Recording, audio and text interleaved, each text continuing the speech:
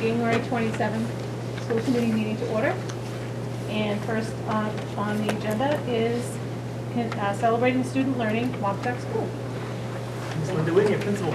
Thank you. We are so excited to be here. This is the first time we have gone as low as second grade, and I think we are so impressed that your students, your children are here and able to manage speaking to a board as well as an audience about their projects. And I want to thank the teachers too, our math specialist Heather Allen, and Izzy Sylvia, second grade teacher, Kelly Ridley, Shannon Tobin, and Caroline Burns. It was a team effort with the teachers, the math specialist, and the art teacher, and they'll tell all about it. So I'm not sure who's on first. We have, just pick anyone goes first. Yeah, Nessa, ready to go. Okay. And would you introduce yourselves and tell us about your project? My name is Nessa from Wampatuck Elementary School. My crocodile has 11 rows and 5 columns. The area of my crocodile is 55 square inches. My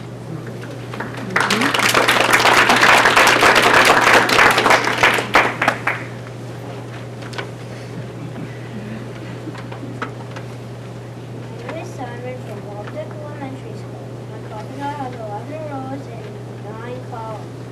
The area of my crocodile is 99 square inches.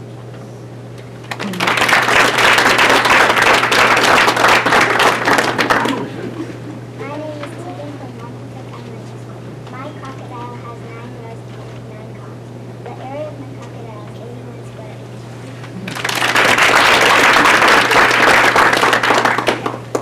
My name is Lucy from Wampatuck Elementary School. My crocodile has 11 rows and 11 columns. The area of my crocodile is 121 square inches.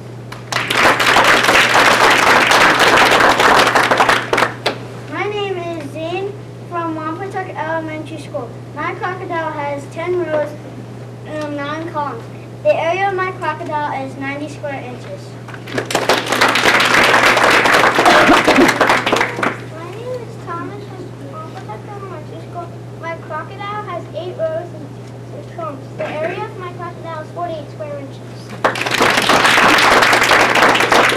My name is Sawyer from Wampatuck Elementary School. My crocodile has 12 rows and 7 columns. The area of my crocodile is 84 square inches. My name is Natalie from Wampatuck Elementary School. My crocodile has 8 rows and 9 columns. The area of my crocodile is 72 square inches. My name is Tula from Wampatuck Elementary School. My crocodile has 14 rows and 7 columns. The area of my crocodile is 98 square inches.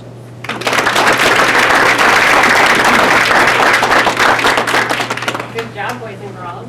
So just a little background. This was a multidisciplinary unit for art and math. So clearly, this was an art project that required some math background. So I worked with the art teacher, and we went through measuring, because the students, it's weaving, so they had to use a measuring tool to measure square inches. They did their weaving, and then they learned the vocabulary rows and columns, which they hadn't learned yet. That standard doesn't come till the end of the year, so they learned those vocabulary words, and then found the area, and they found the area by either adding, multiplying, or skip counting. So all of these math strategies that some they haven't even learned yet, they were sort of experimenting in art class with their math, and it was awesome. And they seemed to actually really like doing math and art, which was exciting for me, and they did an awesome job. So great job, boys and girls.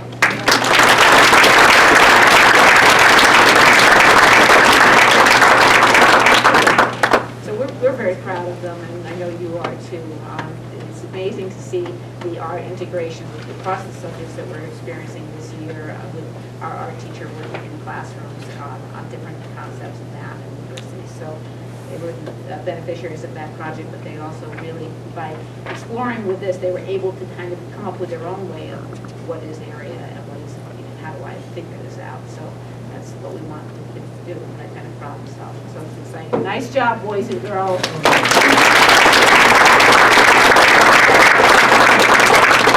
We'll go back there and get a picture of you. Picture it. Yeah. Now the other one is off and on. Thank you. Thank you.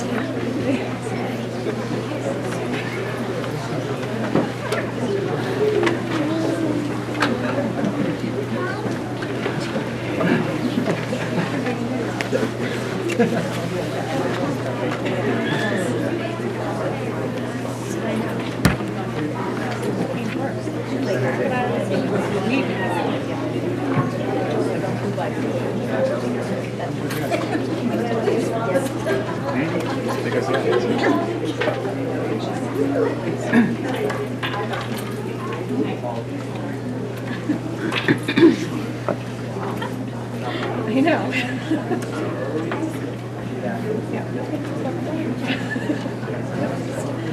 Okay, I think those. Next up is acceptance of the minutes.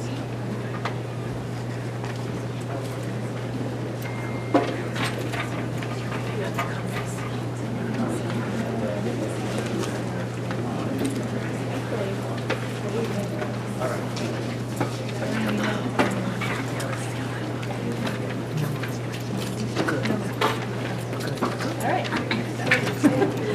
Next up is student representative report. Okay, so for this week's report, one of the big things that we wanted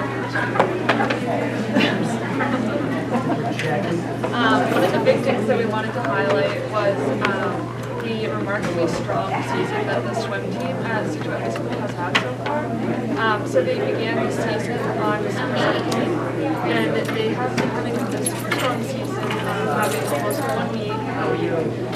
They competed in their most recent meet on Tuesday, January 21st at Kingston against Pembroke, and they were able to win that most recent meet. And in fact, they have actually won every single one of their meets this season other than one, which is extremely impressive. Congratulations to them. We talked to the team, and they said that they had set a goal at the beginning of this season to have each individual on the team improve their time at each meet and just get better individually. And clearly, with their recent successes, they've had no trouble meeting those goals.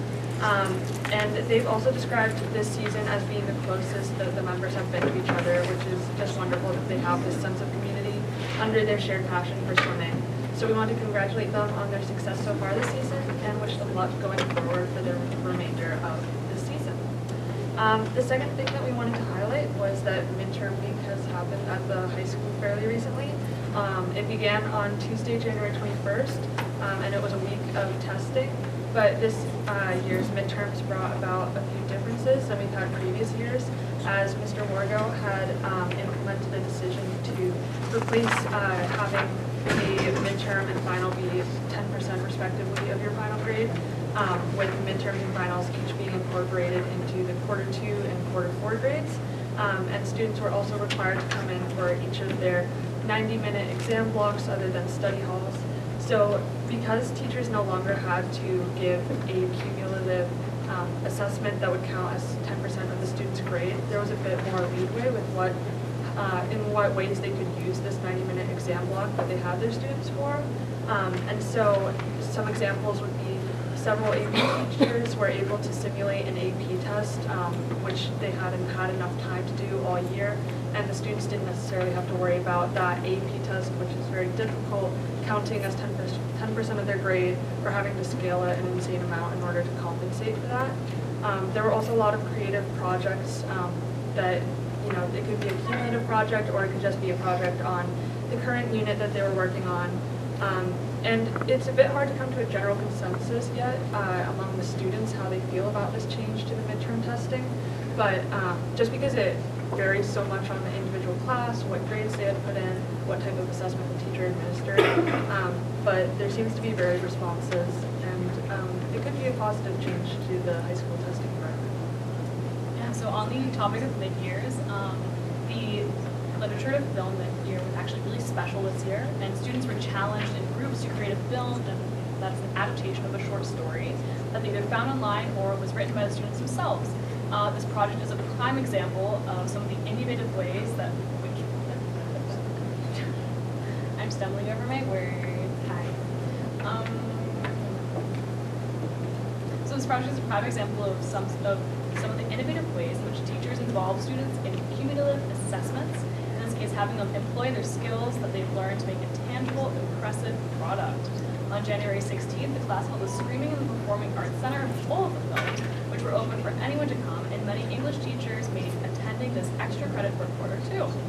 And this week, or not this weekend, 2 weekends ago, the Senior Districts Festival was held at the Somerset Regional High School in Massachusetts, where Scituate High School students performed in orchestra, choir, women's choir, and symphonic band. Recordings will be available on the SMMEA website shortly, so that we can listen to our lovely Scituate High School students perform. And last weekend we had all-state auditions, which happened at Shrewsbury Regional High School. And we don't have all of the results about all-state yet. And the 7th auditions will be held this weekend at Hanover High School. Hey. Any questions for our students?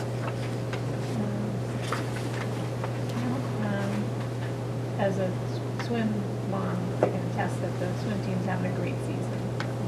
A lot of world records being broken, which is exciting. Anybody have any questions? All right, thank you. Thank you. Next up is the leadership report. We'll have for you as well. A couple quick items on leadership before we try to give you a taste of what's happening around the district between meetings. One that's really interesting, it's kudos to Ms. Rundle and her team, the counseling staff at the middle school. They invited McLean Harvard Medical to come down. They did this presentation called Brains Matter for 8th grade students, and what you see there are 8th grade students holding an actual brain. And so they got to learn about the brain, they got to learn about some of the social emotional indicators, things, some of the biological illnesses that can occur with the brain, depression and so on. But they also have conversations around the stigmas for some of these illnesses, for depression and so on, and anxiety. So it was this really nice link to some of the social emotional education that Foy's trying to do, along with just some of the science and biology behind it. Kids really enjoyed it. It was a home run for the entire middle school and for all of our 8th graders. The next is a really neat opportunity that our students got to have this year for some unusual circumstances. So typically DECA is held, DECA competition is held down in Cape, and they have a number of school districts go down, and a number of our students with disabilities typically go as well. This year the location was changed and there just wasn't enough space for everybody in all the different schools. So Scituate Public Schools at our CPA, the Center for Performing Arts, hosted for our students with disabilities their DECA presentations, along with students from a number of other districts. It also incorporated some of our DECA students without disabilities to provide support and offer context to some of the projects. But it was just kind of this home run that came out of necessity, because we still wanted to give students these experiences, but there just hadn't happened to be room at the venue. So kudos to our entire DECA team, our Excel team, special education in general, for being creative, and our high school folks for working with them to free up the CPA and have a really unique experience that we hope to replicate year after year. Another neat sort of collaboration with other school districts, we got to hold our first math meet. And I can speak from experience being on the math team. Mathletes have just as much importance as the football athletes and the basketball athletes and the swim athletes. And so we held a psycho math competition. So if you've got kiddos in the football program, they do psycho football. It's Scituate and Cohasset playing football together. This is Scituate and Cohasset playing math together, having a math competition. Again, it's just students who are jazzed about mathematics, and we're looking for opportunities to expand their experiences and talk with like-minded students who are interested in exploring and challenging themselves in math as well. Nice opportunity to share our facilities with our colleagues and be able to have our students work with kiddos just around the region who love what they love. And thank you to our math departments, the Gates Middle School, Cohasset Middle School, for that collaboration. Well done. The next item is just a follow-up. So if you hadn't watched Fox 25 recently, this piece on like 30 different districts in the Commonwealth that were identified as non-compliance from the Department of Public Health. and they were focused on nurse ratios in particular. So I wanted to just like name the elephant in the room about what that was and share some context with you here. 2015, SPS received a notice from the DPH that essentially said, hey, you need to have more nurses, right? Your ratios aren't what we expect them to be. And in 2016, it was followed up with a complaint specific to those ratios and the way that medications were given out for students. So on the heels of that, the district investigated the complaint and the concern from the DPH. They addressed it with an action plan. One of those actions included adding this additional, what I call floating nurse. We had 6 nurses, we now have 7 nurses to help address the ratio. Again, to be fully transparent with you, we still have work to be done to expand our nursing so that we can meet the DPH recommendations for the nursing ratios. But it was addressed back when the request was made and the concern was brought up. Why did Scituate, along with 30 other school districts, get pulled for this Fox 25 piece? Fox reached out to DPH and asked them, look, send us data for any school district that got a letter from you in the past 5 years. So because we did back in 15, our data was included. And if you took a look at the actual piece, it noted Scituate along with 4 other districts in red. They didn't talk anymore about like, why you were in red. So yes, we've got to do work on expanding our nurses, but I also called Fox to get a better sense of why was our district in red along with these 4 other districts. And their answer, and I quote, was it was a randomly selected geographic representation of all of these 35 communities. So that said, moving forward, 2 things. Could we use more nurses in our school district? Absolutely. Our ratios are close, but they are not there to the DPH recommendations. Is there a reason that we were in red unlike other districts? No, we were picked sort of randomly to show that all around the Commonwealth, this is still something that school districts have to work on. What are the next steps? We'll continue to find ways to expand our staffing, but also think about the ways in which we utilize our current staffing more efficiently and the ways in which we backfill when a nurse is out sick or screenings need to be done and how we coordinate our nurse pool of substitute nurses to do that more efficiently. So I sat down with Ms. Roach, she's our nurse leader, and we're having some conversations about what that could look like. We'll hopefully have a plan for the school district going forward. Not yet, not in stone, but I wanted to put that out and then just be proactive and transparent to being what it is. I have a lot of legislative updates for you. So the past couple of months have been quiet in Beacon Hill, and now we've got a flurry of activity, right? 'Tis the season. So the first is just a new fiscal year analysis has come in, and if you recall, last year, the Commonwealth was just over $1 billion in surplus. Projections right now are looking at like a $900 million in the red for the Commonwealth. So it's a pretty substantial swing for the state of Massachusetts. There's a couple of major factors that drive those numbers. The first is some expanding healthcare costs, which I think every organization is feeling and has continued to feel for years. And the second is the passage of SOA, the Student Opportunity Act, which is dedicating funding for all 351 school districts around the Commonwealth. Massachusetts Taxpayers Foundation has all the data there. If you want to take a look at their website, you can say a little bit more about it. The second, number 2, is probably most apropos for tonight. So we plan to put out our draft budget, our preliminary budget, and the governor almost simultaneously released his proposed numbers in his cherry sheet as well.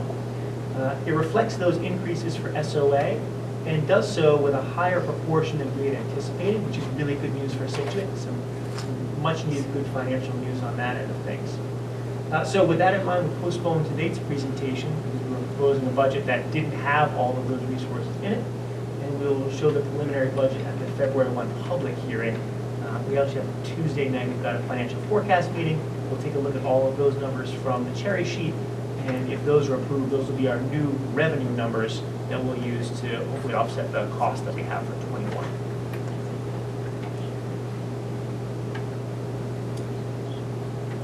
Number 3 is important as well. So the Senate right now has passed a bill, actually back, not this past Thursday, Thursday before, that essentially requires school districts offering sex education to use a curriculum that's medically accurate and appropriate. The good news is we have a curriculum that's medically accurate and age appropriate, thanks to Mr. Ranieri, PE teachers, our health teachers, and their team. The Healthy Youth Act, as it's called right now, still has to pass the House, but it seems like our policies and curriculum as they stand would already be up to what this proposed law would require. We'll keep an eye on it in case amendments change, because they certainly can throw lots of amendments at us as they go through the process. One of the last updates on Beacon Hill is actually not apropos to Scituate per se, but I share with you just because I think it's important to be on our radar. So the act regarding breakfast after the bell, as it's called, it's a mouthful, 4218, essentially requires all public schools to offer students a school breakfast at the beginning of the day if you've got 60% or more of your students that are eligible for free and reduced lunch. Now, we don't have that number, but I think the spirit of that language is actually good, right? That we give all students who need breakfast in some way an opportunity to access that. So know that's been some ongoing conversations that we've had with our services team. They've done some really great work already, the farm to table and in some cases ocean to table work that we've been doing, but continues to be a focal point of our conversations of how we can provide kiddos at all schools a lunch program. We already have it at high school, for example, and always looking for ways to try to expand that for students. Again, also this bill is off of the House, so lots of iterations could exist and lots of amendments could come down the pipe. Not a whole lot from DESE yet. We're still waiting some further regulatory guidance on SOA. They're due any day to get us that guidance, which is much needed. As soon as we get that, we'll keep you up to date. One last update, doesn't really have a bucket necessarily, but it's something that Mr. Long had shared with me as well, and I'll share with the larger group. So if you haven't looked out several months, I encourage you to do so. 2020-2021 calendar is an unusual year, lucky us. It shows that Labor Day actually falls on September 7th, which is a Monday next year, which is really late for Labor Day. So I know that our school district has very passionate views about Labor Day as an oceanside community and when summer ends and when the school year begins. So in an event to sort of avoid some protracted debate on this thing, I'd recommend that we do some kind of survey with our community, with our staff, to get a sense of what the feel is and what the referrals are across our community.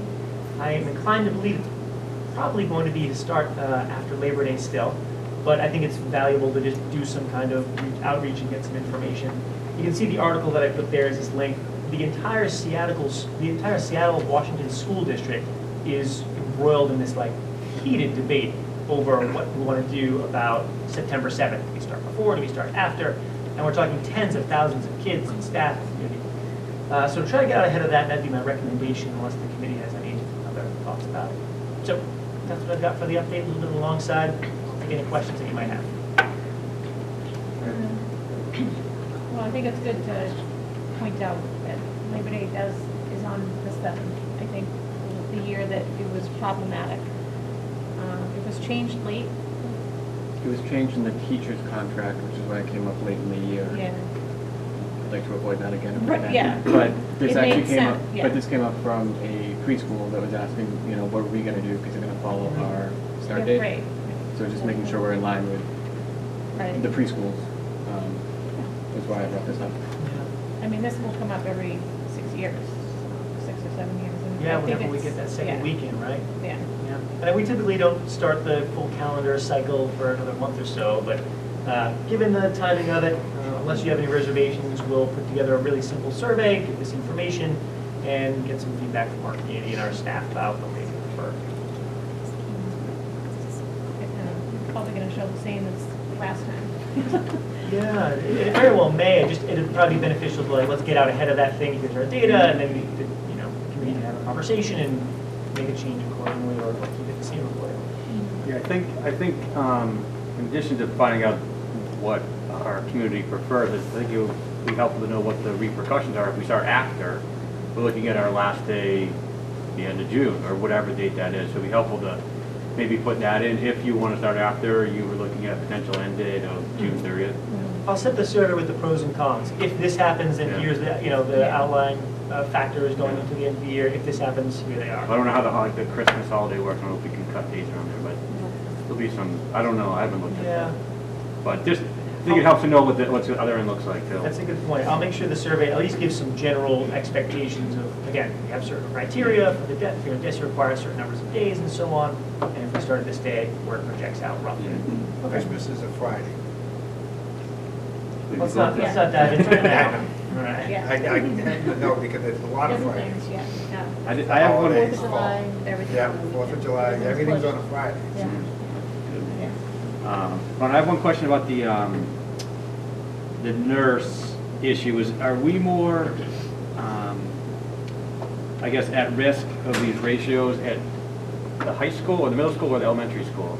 No, it's the middle and high school have the greatest number of students and therefore require additional nursing. And so to dive in more deeply, so DPH, Department of Public Health, makes recommendations for the ratios for nursing. And if you don't meet those ratios, they can, and it sounds like they plan to reject the proposals by districts to allow non-nursing staff to deliver certain medications. So like EpiPen's the most common one, right? Typically, if DPH has given you the green light, and you've been trained in EpiPen, then you could deliver EpiPen even though you're not a nurse necessarily. But if you don't have the appropriate ratios, DPH could reject your, put like a form in essentially say like, hey, our ratios are close but they're not there. We still allow Mr. Griffin, who's been trained, for example, to be able to do with EpiPen. He's not a nurse, and they say yes or no. And so DPH has shifted its stance on this recommendation and on their approvals for those requests to be more stringent. And I think that was the impetus likely for the Fox piece. Do you happen to know if there, I would assume that over the last number of years, the number or the amount of work or needs by the nurses has kind of increased? Has the ratios changed at all over that period of time, you know? Yeah, our nurses are incredible, and their workload is tremendous. And it's not just taking care of our students, it's also taking care of our staff, right? I mean, if you've got a cut or an injury, we're like, you go see the school nurse. So those are the things that, sometimes people don't think about when thinking about the work that our nurses do. And they track all of that data, this system called SNAP, they track all like the numbers of kids and staff and people who come in and all of that, and it's tremendous. The numbers are far greater in terms of just sheer numbers of students in middle school and high school, but the numbers of visits with the nurse are typically larger in elementary because young kids need to see the nurse more often, right? That's just sort of like this interesting balance of it, But anyway, the big takeaway from this is DPH is being more firm with their approval or denial of the allowing school districts to let a non-nurse deliver a medicine they've been trained in, again, like EpiPen. So it'd be beneficial for all school districts to try to get in line with their recommendations for the ratios. If they're being more strict, how come they haven't reached out to us since 2016? I asked that question specifically. The only letter our school district has is that last one of 2016. They do work closely with our nurses, but in terms of sending formal letters to school districts, they have not done that. It was a gentle recommendation that I asked them to do as a means to, again, build a case for funding and resources. And it's one of those things that, we could use more nurses, we could use more first grade teachers. I mean, I think the list of we could use more of, And so, and all of them are valid and important and necessary. And so some of that documentation from DPH would help bolster that case. Would we need to assign, would we need to assign 2 to the middle school and then 2 to the high school to be in compliance with DPH? That would certainly be in compliance. There are some potential other iterations there. And again, I'm working with Ms. Roach, our nurse leader, to think about what those recommendations might look like. But in some capacity, there needs to be some additional investment in nursing in order for us to get to that ratio. Our 7th nurse, that additional nurse, so it's not like 1 per building for 6, does spend a large majority of that person's time at the middle school and high school for all the obvious reasons, but also flips to the elementary schools as well. So what you're saying, that the plan of correction was submitted to DPH and we never heard back? We never heard back directly. I have a question with the school lunch program that the state does. Yeah, sure. Just out of curiosity, what is the percentage of kids in Scituate that are on the reduced? It's got to be less than 10, but I don't know that. We have to get back to you on that. Just curious. It's lower. It's low enough that we typically don't trigger some of the higher level funding components of Title I. Title I. Yeah. We can get the exact number for you. Okay. Anybody have any other questions? All right, next up is One. Let's start with a question. just more like comments, kind of preliminary about that cherry sheet for Oh, the yeah. budget.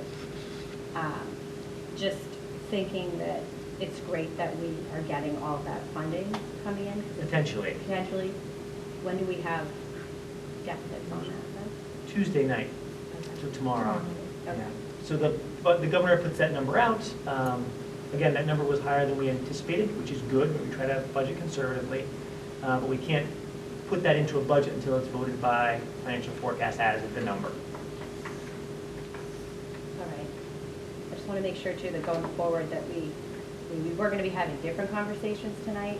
And fortunately, we don't have to, but it's really important that we start focusing on kind of some accountability for where we're at with our budget and some prevention methods to go forward so we don't get into such a state that we're like fingers crossing we have this wonderful gift coming our way, so to speak, from the state. It's good that it's going to be working out, but it's sad that we couldn't be getting that money in and thinking, what can we add from our list of things that Yeah. we saw a few weeks back that we need to? So I just want to really keep that as like top of the list today, Absolutely. like Saturday. Yeah. Yeah, I couldn't agree with you more. The idea that, the resources are coming in and we're thankful for it, which is great, but the fact that we've had significant fluctuations in some of these costs means we should still plan to ameliorate some of those fluctuations so we're not jammed up in these kinds of situations in the future. I agree with you. And you'll have part of that as outlined on Saturday as well. Does Michael Hayes the financial forecast rep? Yes, sir. So can we nominate someone else or can someone else go to that tomorrow night? Sure, Paul?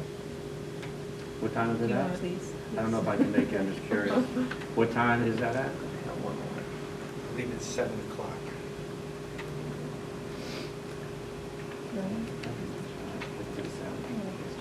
We can figure it out. I can do that. It is 7 p.m. 7 at the town hall? Yep. Well, can one of us just show up? Can we coordinate that on our own? It would be beneficial, I think, for the group to vote, just so you've got a formal representative. That way you Vote can to vote. alternate? Yep, that way you There you can, go. that way you can have a Alright. voting member as well, because that Yeah. helps the school district. Again, you've got Paul and I, but that's only 2 members. Having a third vote is also beneficial to the school Yeah. department. So I'm assuming that Michael can't make it. That's the only reason I bring this up. Has he been to the prior one? I haven't heard from him about this one, he has not yet. Yeah, I'll have to check. If we can do Nicole and I maybe as alternate and voting member and then figure it out after. You can be the voter, I'll be the alternate if you can't make it over.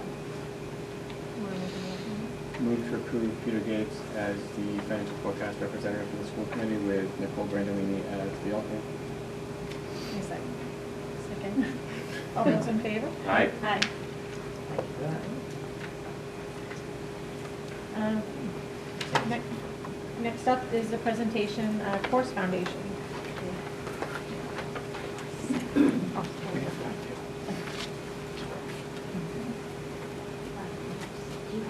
I got you, my friend.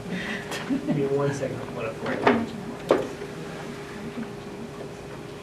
We really didn't plan this with the house chief.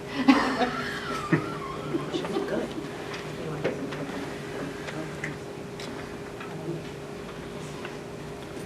So I just want to give you the nod, I'll keep you moving. Blocking you? Sure, okay. Oh, let me just give you guys.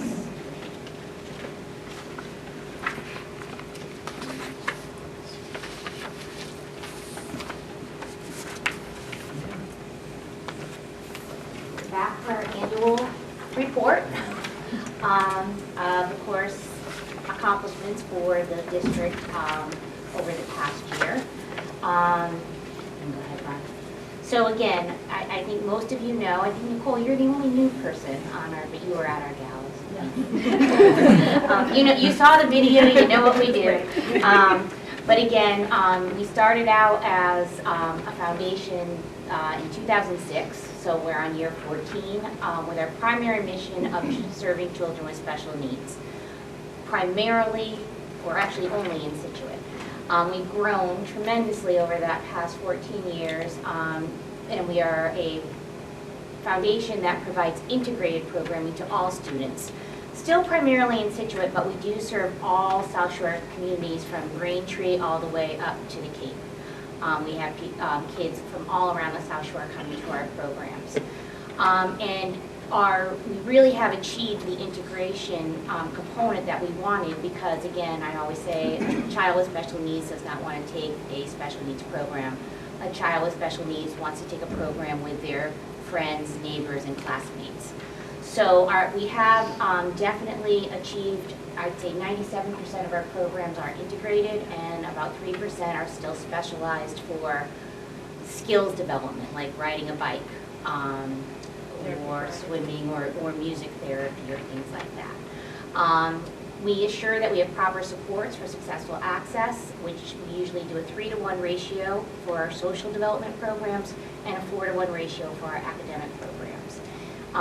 The fundraising from course comes in because we never charge a family more than what a typical registration fee would cost for a standard after-school or recreation program, despite the fact that we staff with special education educators, and we provide one-to-ones if necessary. And I do have to say, our relationship with Diana has been phenomenal for our after-school Scituate Public School programs. If a child has an IEP and they require one-to-one, we've had a great collaboration of working together about how to share responsibility for that piece of it. So it's been a great collaboration with the SPED department, as well as Scituate Rec and the community. Just highlights, we are an all-volunteer management organization.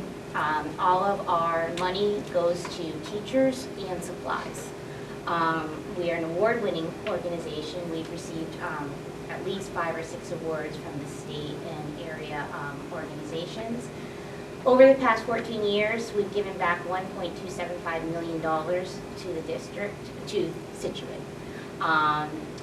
Every year, SPS gets anywhere between 65 and 75% of that money. So this year, the grand total came in at just over $100,000, and I'll go through where the money came to you from course. In total, we've run 626 programs.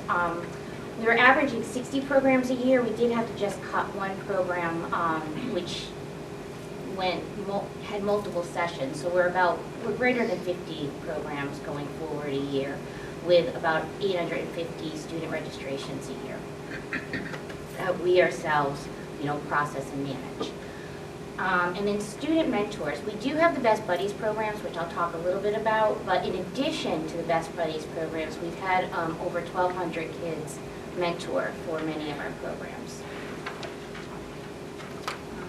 I do want to note that we do run at an overhead rate of that 4.9%, because I think that it goes back to the one, there's so many of them in the room here today.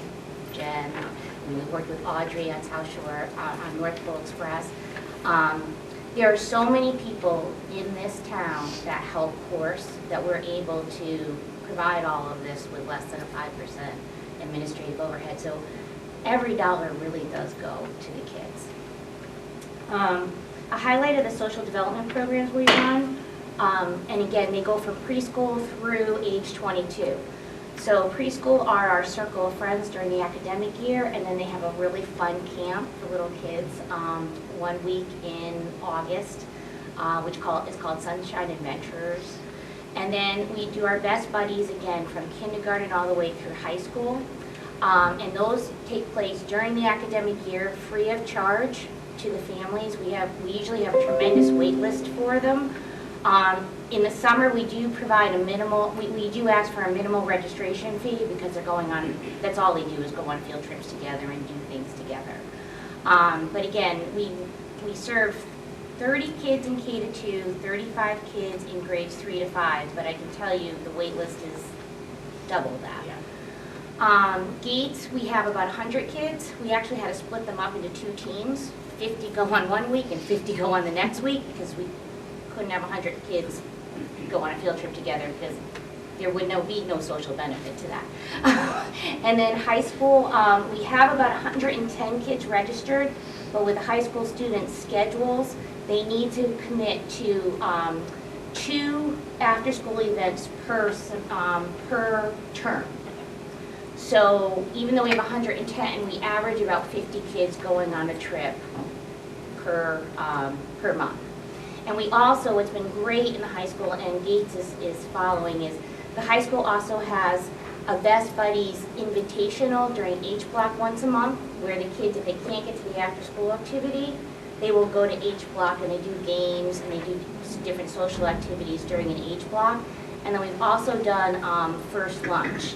And if you have First Lunch 1 week a month, you can sit with the kids and have lunch with them. And Gates does a lunch for all of their lunches 1 Monday a month, which is phenomenal, because that's where we want to get at. We want Best Buddies to become integrated into the school day, where people have kids to sit with and people are saying hi to each other in the hallway for those kids that don't necessarily, have that social support. But again, my message about Best Buddies is it benefits the typically developing kids just as much as the students with special needs. And that's why I count every kid as a participant, and we don't have them as labeled as to who's on an IEP and who's not. Academically, we trialed a new program which has been uber successful. It's the homework support. We have been begged by our parents to bring back our homework support program, so we did. However, we requested that they build in a 15-minute introduction for each of those sessions, that they work on some literacy, math, or executive functioning skill. So it's sort of like a mini lesson, and then they get their homework support, and that's twice a week for I think 12 weeks. And that program also is always sold out now. And in the summer, we do math and reading for grades 3 and 5. They're separate, 3 to 5. They're separate programs where they work on skills, but they also do their summer math packets, so the parents love that. And the same thing with the Gates in high school. We blend them, and they work on their summer assignments with teachers. Therapeutic programs, we run pre-K through high school. We have music therapy at all levels, ECC, PLC, ILC, Gates, and the high school. And we have yoga, where there's yoga everywhere except the high school, because the high school I know does their own program with Greg. We've really exploded in doing work skills development programs the last 2 years. We have a volunteer training program for kids that are coming into the high school with special needs who wouldn't even think that they had a shot at trying to be a volunteer at Scituate Rec, but we provide the support. We split the volunteer director salary with Rec, so that there's a director there who's shadowing and supervising these kids that are sort of moderate level special needs, so that they have the support to be successful and be trained to be a counselor. We had, in the first year, we had 4 kids that were so outstanding as volunteers that we actually had to create internships for them, because they had volunteered for 3 years and they were like, okay, I'm 17 years old, I really don't want to volunteer at Rec anymore. So we actually worked with Rec to create summer internships. So those interns, they are actual counselors, but they are in addition to the Rec staffing. And that has worked out great. And then this past summer, with the help of Joe Pumphrey, we have been doing we expanded to 4 more students who Rec wasn't their cup of tea, but they would heavily benefit from an internship at one of our community organizations. So we did the library, we did Scituate Yacht Club, and we did 2 people at Briggs Stables in their horseback riding program.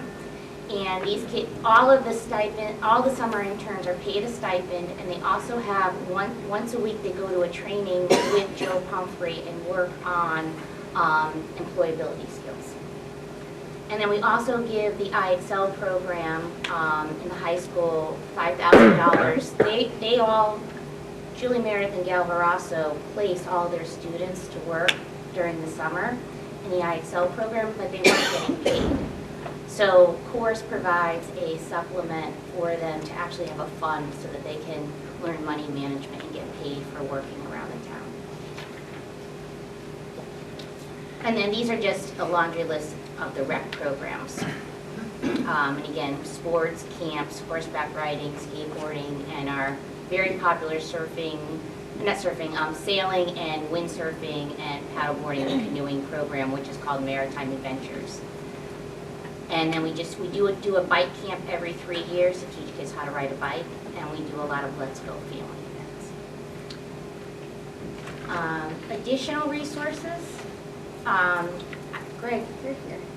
I saw you when I walked in. Greg Lassard had one of the most creative grants ever for us, bringing in a band consultant to the Gates Middle School so that kids could continue to play at the middle school level and feel comfortable going into the band.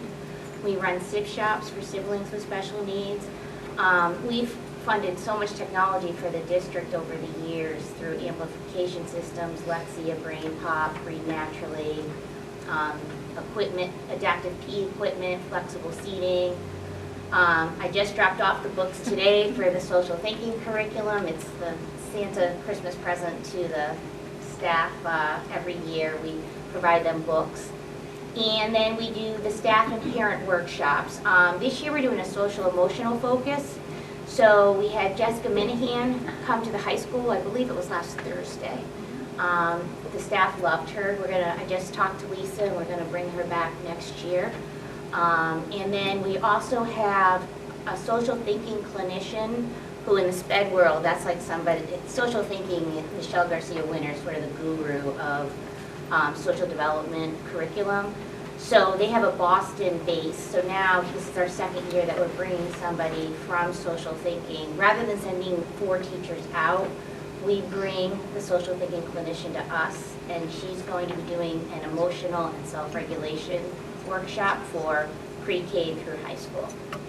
And then we give our students at scholarship night, we have 2 different tracks. One for children who have been on IEPs, who are successfully moving on. That does not necessarily mean a diploma. It could also mean that they are leaving the IXL program, but they're going on to a transitional program. But they can apply for scholarships, whether for college or for that next program. And we also provide scholarships for students who have volunteered for course over the last 4 or 5 years. And we give about $7,500 that night. And this is what happened last year. So that's the breakdown. We have the sheet of where the money went from course to SPS. So as I said, we gave out about $150,000 last year, and SPS gets about 70% of that. And that's how the money's broken down. We do give about $10,000 of financial aid, and then we give about $36,000 to rec and the recreational programs. And then one thing that bugged me at the gala, I've been holding it since October, is we always worry, when course was created, we never wanted to put the district under any undue hardship, because we know that having a very good SPED program is a wonderful, wonderful thing. But practicality-wise, the more students you have coming in your district who are identified with special needs, then your costs can rise. And we never wanted to be the reason that we put undue hardship on Scituate Public Schools for any reason by increasing the SPED population. And that is why I think we market so heavily to all the South Shore towns, so that people know they can still access our programs, but not have to live in Scituate, if that makes any sense. But I always keep an eye on our stats because I just want to make sure that we're not having an adverse effect on the district by what we do. And I'm still feeling good because we are under, these are our South Shore partners, and we are still under for the % of enrollment for student with disability. So while we are doing good things, we are not putting undue hardship, I believe, on the district. Any questions? Yes, thank you. And Amy, so I'm retiring in June, and Amy Pischel will be the new course president. And I am so excited because I know she'll do a phenomenal job, and it's hard to leave, but I know it's in very good hands. So Amy will be taking all questions after June 1st. Do you guys have any questions? No, just thank you for all your hard work over the years. And it's,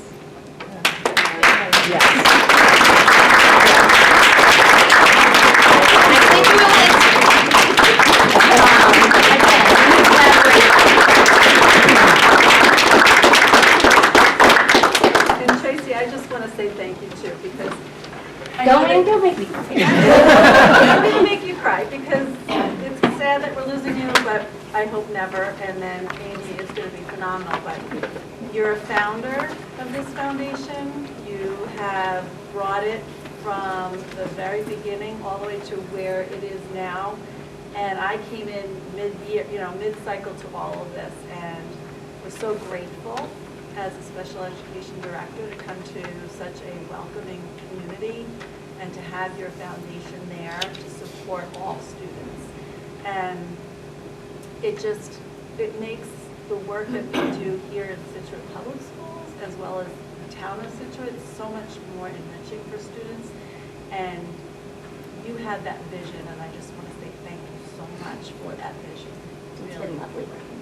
Thank you. It's been All of you. phenomenal I working mean, with you. again, this course is it's the truest example of community collaboration that anyone could ever. If you ever did case studies, this would be, the model of how people should approach this type of issues. Thank you so much. Thank you.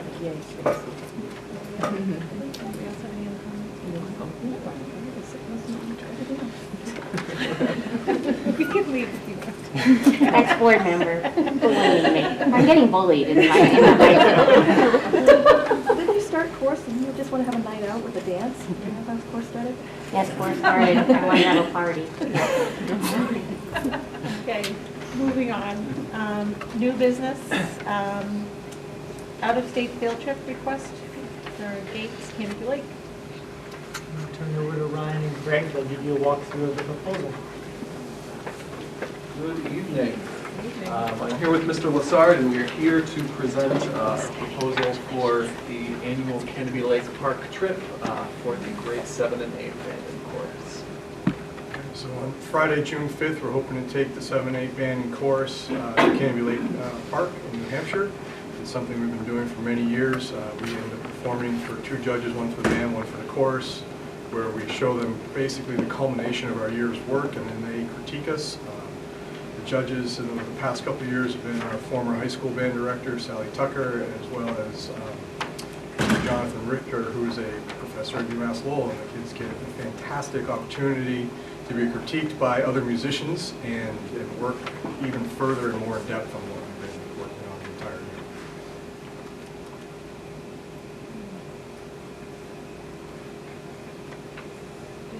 What day of the week? This will be Friday, June 5th. Depart at 10 a.m.? Isn't that later than usual? No, it used to be years ago that we'd leave very early, and we've kind of reversed the cycle now. We found ways a few years back to save us about 40% on the trip, and by doing that, we start later in the day, and it makes it approachable. We're looking at the numbers, and if we were doing it the way we used to, the numbers now would cost more than $85 a kid. We're now able to keep it, I'm expecting to be about $55 this year. So we're saving a significant amount of money per student by doing it this way. It could also allow for more room for us to interact with our judges too. Just a question, it's 10-to-1 staff? Yes, sir. And do you have the okay from your staff members to be on the field trip to Lake Park? They're not working that day. I mean, it's something, it's not 10-to-1 staff, it's 10-to-1 chaperones. Yeah. And so, got it. So a lot of the chaperones are parents that are volunteering their day. Got it. It's a long day. There's a long Nice. Yeah, I know you've done this for a couple of years now, and Yeah. every year, at the end of the year, we get great feedback about this trip. I want to Yeah. say this is the 18th year we've been doing it. Yeah, this is a great experience for the kids. Yeah. I'm glad you came back.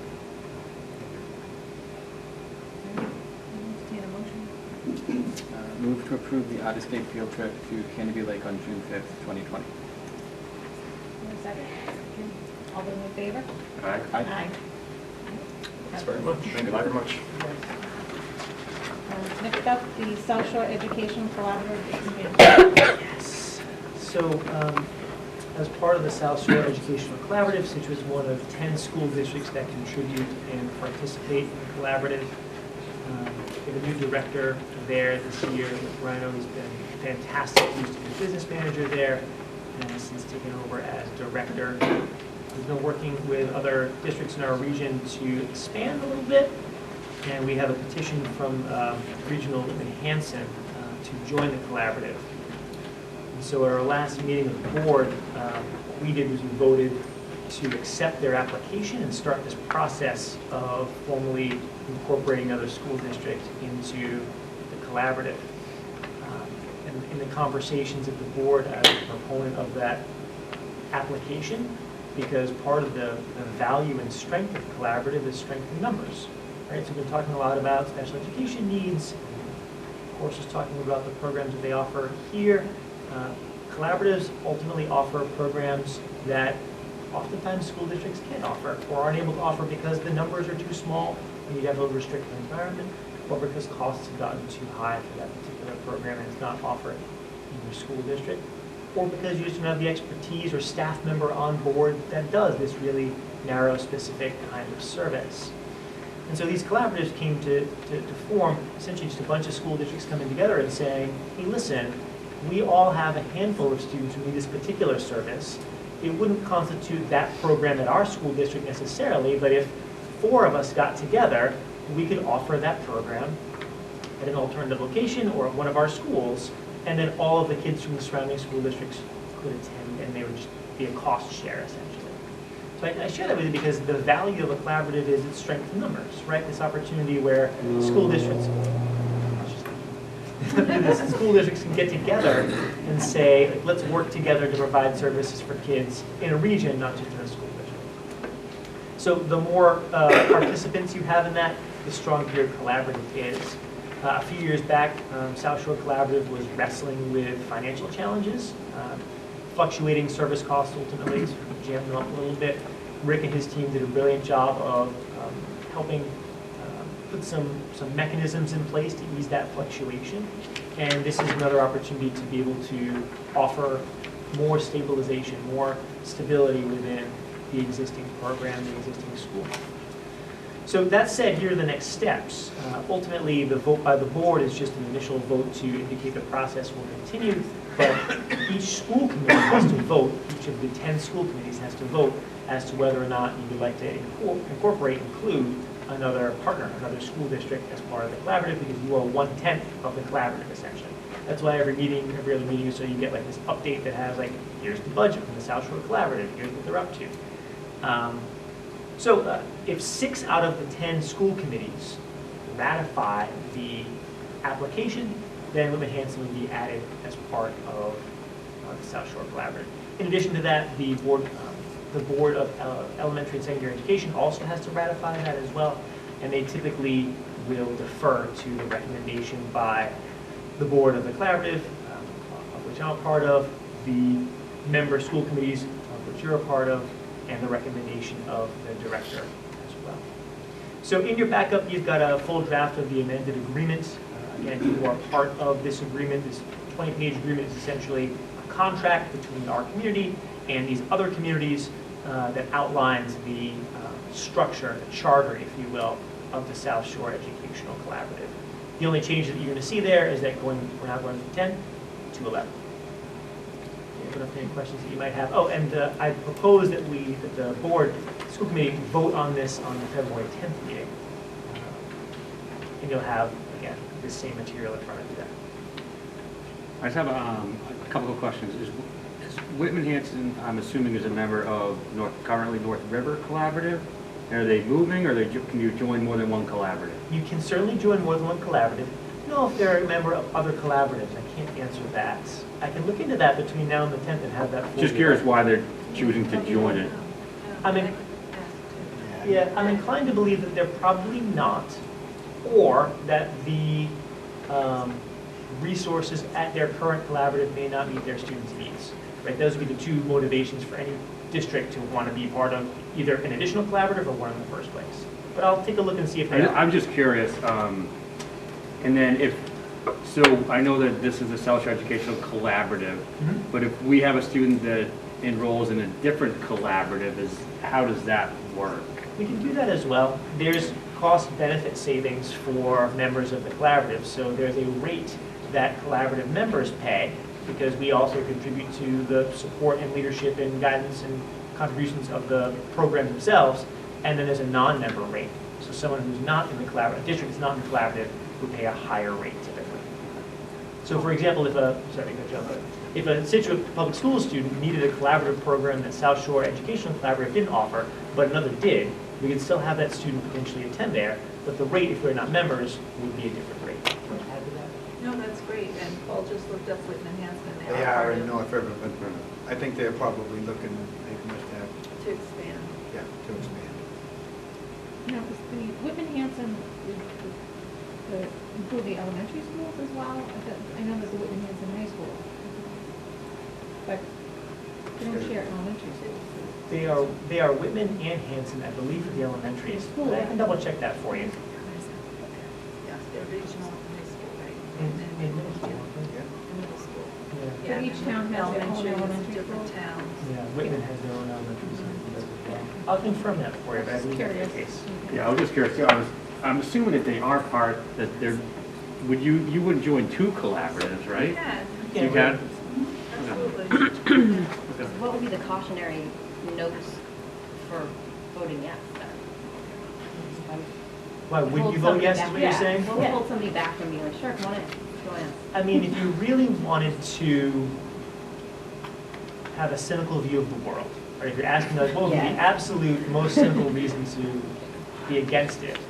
In the occasional event that there are more resources at the collaborative than they have cost. So unlike a school district, right, where if we have more money that comes in their cost, we give it back to the town. Regionals and collaboratives work as their own municipality. They can use free cash. So they can have like a savings account. We don't need to have a savings account, right? They can redistribute their savings account to school districts, right? So they can say, look, we have more money than we needed because we took in X number of students more than we thought we were going to take in into per pupil cost. So we are distributing that additional cost, that additional revenue to all of these member school districts. You would go from 1/10 currently to 1/11. That's the most cynical, like, calculus I can give you. I can imagine they're giving money back regularly. They do occasionally. They do. They have. Recently, they Yeah. have. Yeah, it was just recently, it was either end of last year or something, yes. They did distribution. Yep, we have a distribution. The inverse is true, to be frank with you. When they're jammed up, they will come to the 10, or in this case 11, and say, we have more kiddos and more services than we thought we were going to. Would you give us, please sir, may we have some more resource? And now you get to, hopefully, offer that resource to them as well. And that, from my perspective, that's why I'd be a proponent of the action, because, again, it's more stabilization for our collaborative, right? So 1/11 of that cost is more beneficial than 1/10 of that cost. Also, I work for Reed's Collaborative, so I don't know if it's maybe a funny place with this at all. I can look to see if there's a conflict of interest there. I'll get back to you before we do the vote on the 10th.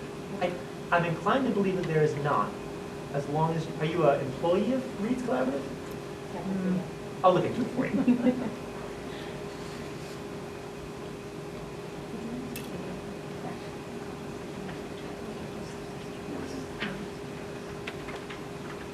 So adding another school district into the collaborative, would that change how much they charge? Yeah. Sorry. Say again? Like if they added, if Whitman Hanson joined, would that affect the amount they charge overall per student? No. No. No, they charge per student. Right. Could they change their cost structure? Yes. It would require a vote of the board, Oh, okay. of which you are one voting member, to represent our school district on that. They can change their cost, there's no question about it. I will say, and we had this conversation back in January 6th, so just a 30-second summary on this.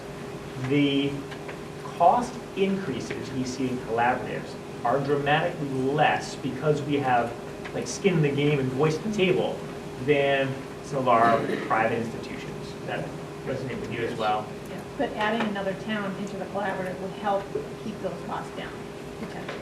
And more importantly, if costs did increase, would stabilize, minimize the amount of cost that all of the towns have to contribute if they need to contribute, right? More contributors, the better. It's like, sort of like insurance, right? The more contributors you have, the more stable the insurance is. It also helps them build more programming for us. So while we could benefit from maybe a different distribution of costs or programming. So I attend monthly or every couple of months, the operating committee over at South Shore Collaborative with the special ed department and what programs they're looking to expand for us. So. And they're not all centrally located too. They have satellites. Paul's got one. Paul's got one, right. We had one down here in the old ECC before we moved to ECC.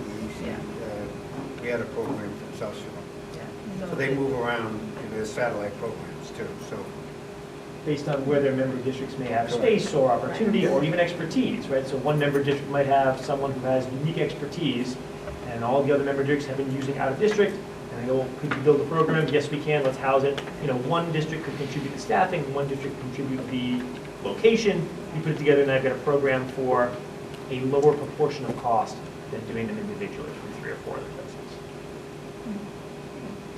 It's one of the best, as a quick aside, your collaborative membership is one of the best resources, sort of like the more untalked about resources you have at your schools. Any other questions? Is there any risk, trying not to be cynical when I ask this, but is there any risk of like Whitman-Hanson comes in and that bumps one of our kids out of like a program they're in for whatever reason, whether it makes it too big or whether whatever? Whitman-Hanson is a member or not, they have a cap for each of their classrooms. So it doesn't matter how many people they have as members. They could still say no to me because they have a cap on their classroom, even though I'm a member. It doesn't get you like ahead of the list. Right, but Yeah. but the kids that are from our district that are in the collaborative now, they're not gonna like potentially They lose any won't. programming next year? No, Or be moved they're out of in, the they're in. class? They're Okay. not going to get bumped. Okay. Correct. Any other questions? Thank you for that. All right, thank you. Now is the first opportunity for comments, questions, or statements from the public. Hello. Hi, Anne Marie Galvin, 81st Parish Road. I have a question about the budget, and 2 questions really about why the change, why it's been off the agenda for tonight. And I heard a little bit about that tonight, but I have 2 more in-depth questions, including how, first and foremost, how did the budget change so much, so erratically over the course of just over a month? At the last school committee meeting that I watched on January 6th, it was reported that the shortfall was about 1.1 million. I heard from a school committee member that I reached out to that at one point in December, we were projecting it could be as much as $2 million. That's just a month ago. And then last week, oh, maybe it's around 600. And then, oh goody, we just got a better cherry sheet from the state of about $500,000 more than this year. And the discussion is removed from the school committee public discussion. So I'm really concerned about how a budget that we heard in the fall was going to be fine gets all wacky in the course of a month. And then secondly, and most disturbingly, I was really concerned to learn last week when we were missing around $600,000 that the first idea we had as a leadership team was to eliminate up to 9 positions. I'm glad we're not talking about that tonight, but we were almost talking about that tonight. So I'd like to hear from both the leadership team and the school committee on those 2 things. I can start. Yeah. Sure. So I think I started at the outset to talk about where we stand right now and the reason it's not on the agenda. So I'm actually going to start with your second question, which is like, what about cuts? No one wants to talk about this. Of course they don't. A school district has to start with a budget that's within their locus of control, and they've got to be able to provide a budget that's balanced. No one wants to do cuts, not ever. It's the reason that we held off on a budget, because the draft that we had those cuts, and that is not good for kids, that is not good for a school district, and it's not good for a community. And so we're thankful that we've got that resource. We also, as Ms. Brandolini said, need to start thinking about the kinds of ways in which we set stabilization mechanisms in place, so we're not finding these fluctuations or jamming us out from time to time. It's not a good way to operate at all for anybody. That's why it's not on the budget, it's not on the agenda today, because the draft that we had those, and it looks like we're not gonna have to do those, which is good, but I've got to get a final vote from FinCom before I can like use those numbers, right? Regarding why you have to start with those cuts, it's not that you have to start with those cuts, and I think we've got some folks in the audience that have been part of conversations over the past month or so around other solutions. However, all those other solutions revolve around either setting up some kind of agreement with contracts, so MOUs regarding CBAs, which is an option, but it means that it's a partner option, that is that other groups who agree and or may not agree necessarily, or work directly through tax base. And again, that's a very good option, but it is both of those are outside of the direct locus of control of the school district. So in order to continue moving your budget process forward, you have to set some budget in place. That's what our budget calendar calls for. And so the budget you have in place, which is purely preliminary, and it says it on all the documents, this is preliminary, would have been, well, these would be the cuts that we would have to do in order to get to a balanced budget. Those aren't the first thing that you want to do, but because the other options are outside of the locus of control of the school district, you have to name just the things that you could do in worst case scenario. I don't want to have to give you bad news. I don't want to give anybody bad news about budget. No one wants to have to talk about cuts. It is not something that anyone tries to do or wants to do. But at the same time, you have to be transparent with your community about them. And if it's something that would have been a potential to close that gap, you have to have that conversation. And you're absolutely right. Up until that cherry sheet, that was a possibility. We talked about it at the 6th. It's not something you want to have to do, but it is something that would have been the option that the district had control over without all those other options, which could have been far better, more appropriate, better solutions for kids, but just would require other partners to ratify that in some capacity, either the legislature or some labor group necessarily. And your second question is about, like, what about the changes in budget? Why is that? Well, that's what we've been sort of chatting back and forth here in these comments around how we think about stabilization for special education costs. The long and short is, when you saw on the 6th was costs that are pretty dramatic in terms of some of those costs for services that Scituate Public Schools at this moment simply can't provide. Now, in some cases, they're collaborative that can provide those, but in other cases, they're private institutions, of which, again, we have limited control over their costs and limited control over the way in which a student needs those services. As I mentioned at the 6th, if a kiddo needs these services and needs the support, we should do it for them, even if it costs more, even if it's more complicated, even if it's difficult to do.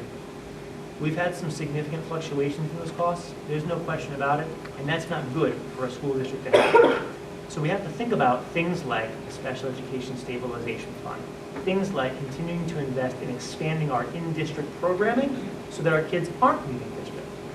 And again, as I talked about on the 6th, the actual number of kids out of district have gone down, but the service requirements that they do need have gone up and are therefore more expensive. Now, one last reference to our meeting on the 6th, I said it there, I'll say it here. That's hard, but it's not their fault. That's just the service that a kiddo needs, and it's our job to provide those services. And so I want to name that we, collectively, should try to avoid the initial inclination of like creating that tension between where can we get this money from, right? How can we pull from all the other educational programs to provide for special education programs? We try to do everything else besides that. But back to the point earlier, if ultimately you have nowhere else to go, you've got to go within your existing budget. Did that answer both of them? Tell me, ask more. I'm so confused about the numbers, like the up almost 2 million or a million, 1.1, and the difference that we know we are projected to receive from the state now is only 500,000. So what was it, 600,000 of unexpected special education costs that surprised us in the month of January? Yeah, I want to emphasize that it's not about a surprise in the month of January, but it's that we set all of our expectations and all of our projections based on conservative numbers. And so as we start our process, we have a certain number of expected IEPs and a certain number of those we think may go out of district. But if you've ever been in an IEP meeting, the district doesn't decide where a child goes in an IEP meeting. It's a team decision. So we make an estimate on that, but it is purely an estimate. We operate on about $43 and change million for our school district. That line is the most volatile line we have. And it's not a fault of the children or a fault of the staff. It's just the reality of you're making an estimate. And not all those estimates are always spot on. And not all those estimates come to fruition. So as we continue through our process, we get more information about what those projections might be. And that number sometimes grows, as it did last year. And that number sometimes decreases, as it did this year. If you're looking for what is the exact number for a given year, you can't name that. That is going to change over time. I think what the most important thing this district can do, though, is start putting more mechanisms in place that create more opportunity for us to stabilize that without leaning on our operating budget. It doesn't mean you don't have to lean on it sometimes. You will. But there are mechanisms that we don't have in place. Some we already do, but some we don't yet have in place that we can to help minimize that. Because no one wants to have these conversations. No one wants to have to track this fluctuation. And Ms. Brandolini said, no one wants to have to hope that the town or the district or the state of Massachusetts or the feds have additional resource for us. That's not healthy. No, we should certainly be planning for fluctuating special education costs. We agree. No, just want to reiterate that, the last thing we want to do is talk about layoffs, and we'll do everything we can to avoid that. And, year after year, some years have been worse than others with the unexpected costs of the out-of-district placements. And one thing to keep in mind is that even though the collaborative, they don't change their, We vote those costs, but they don't change as Right. often. But the private schools, mid-year, can raise their tuition, and we have to pay it, which is unfortunate. It's not fair either. But, we're going to do everything we can to avoid those future costs, like the stabilization fund, because it just makes sense. We have to do something, because this isn't going to go away. I would just comment that, because from a school committee perspective, we did first learn about a prospective budget in early, mid-December, I think is the right time, and then we had the meeting in January. And I think that the one regret that I have is that we haven't necessarily been involved in the development of the budget, other than agreeing with the strategic goals of the district. We haven't really involved in the line item detail and to that level. Our first real view of this entire budget, I guess, is going to be on Saturday to some degree. Haven't seen it yet? Sorry, I didn't, that was out of line. Well, we have, and you guys can speak if you disagree with me. We've seen how can I say it? The The high-level budget that was detail. presented before, but then there's changes that came up last week with the cherry sheet. So We've seen they high-level changed. detail. High-level detail is what we've seen, basically summing all of the entire district's budget and highlighting those line items that are significantly above last year's budget. So Saturday, we're a public committee. We don't meet outside of these public meetings, with the exception of a couple of us on certain cases where we have met the last few weeks to discuss how we could approach overcoming this potential expected deficit. So on Saturday, we'll be with hopefully many of you on Saturday reviewing it and trying to see what the budget projects going forward. So, I have a question if Peter's done. I'm done, yes. Jen O'Neill, Gannett Road. So there's been a lot of talk about the expected versus unexpected, and of course being here, it's appropriate, I guess, that we have expected versus unexpected. But wasn't there, I guess, an error last spring with the special education program expenses for about $350,000? And it wasn't in our ability to project special education funding, but that caused the shortfall. So it really should have been, expected. And then I will follow up after that. That was the vote in. I'd like to start by saying I want to emphasize that we're only halfway through the budget process, right? So there's no vote on February 1st. We're not there yet. April is when we vote for a budget. So I appreciate this is challenging. I appreciate that, again, it's nice when we have budget years where the money is easy and we're able to talk about how we want to expand. When it's challenging, I appreciate that this pressure of what's happened, what can we do, how can we blame what can we do to like make it right?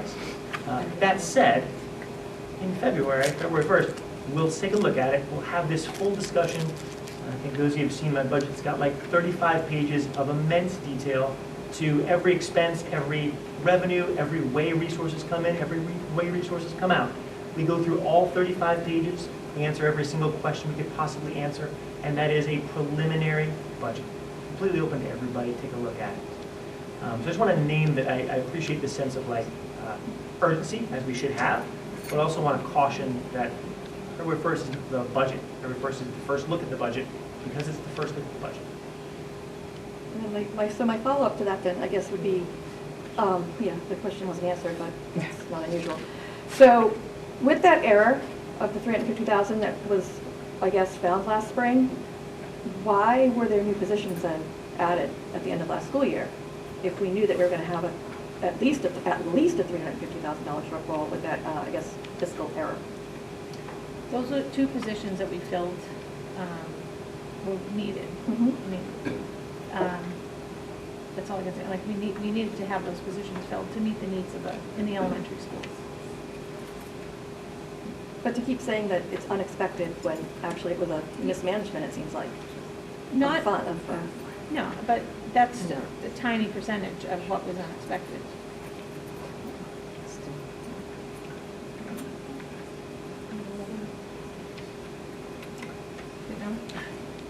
I just had a comment. Audrey Melanson, Battlesville Lane. I don't come to all the meetings, but I listen to what's going on and I stay attuned to what's happening, particularly since I sit on the high school council. So I'm very concerned with what's going on. I've been involved with the schools throughout my time here.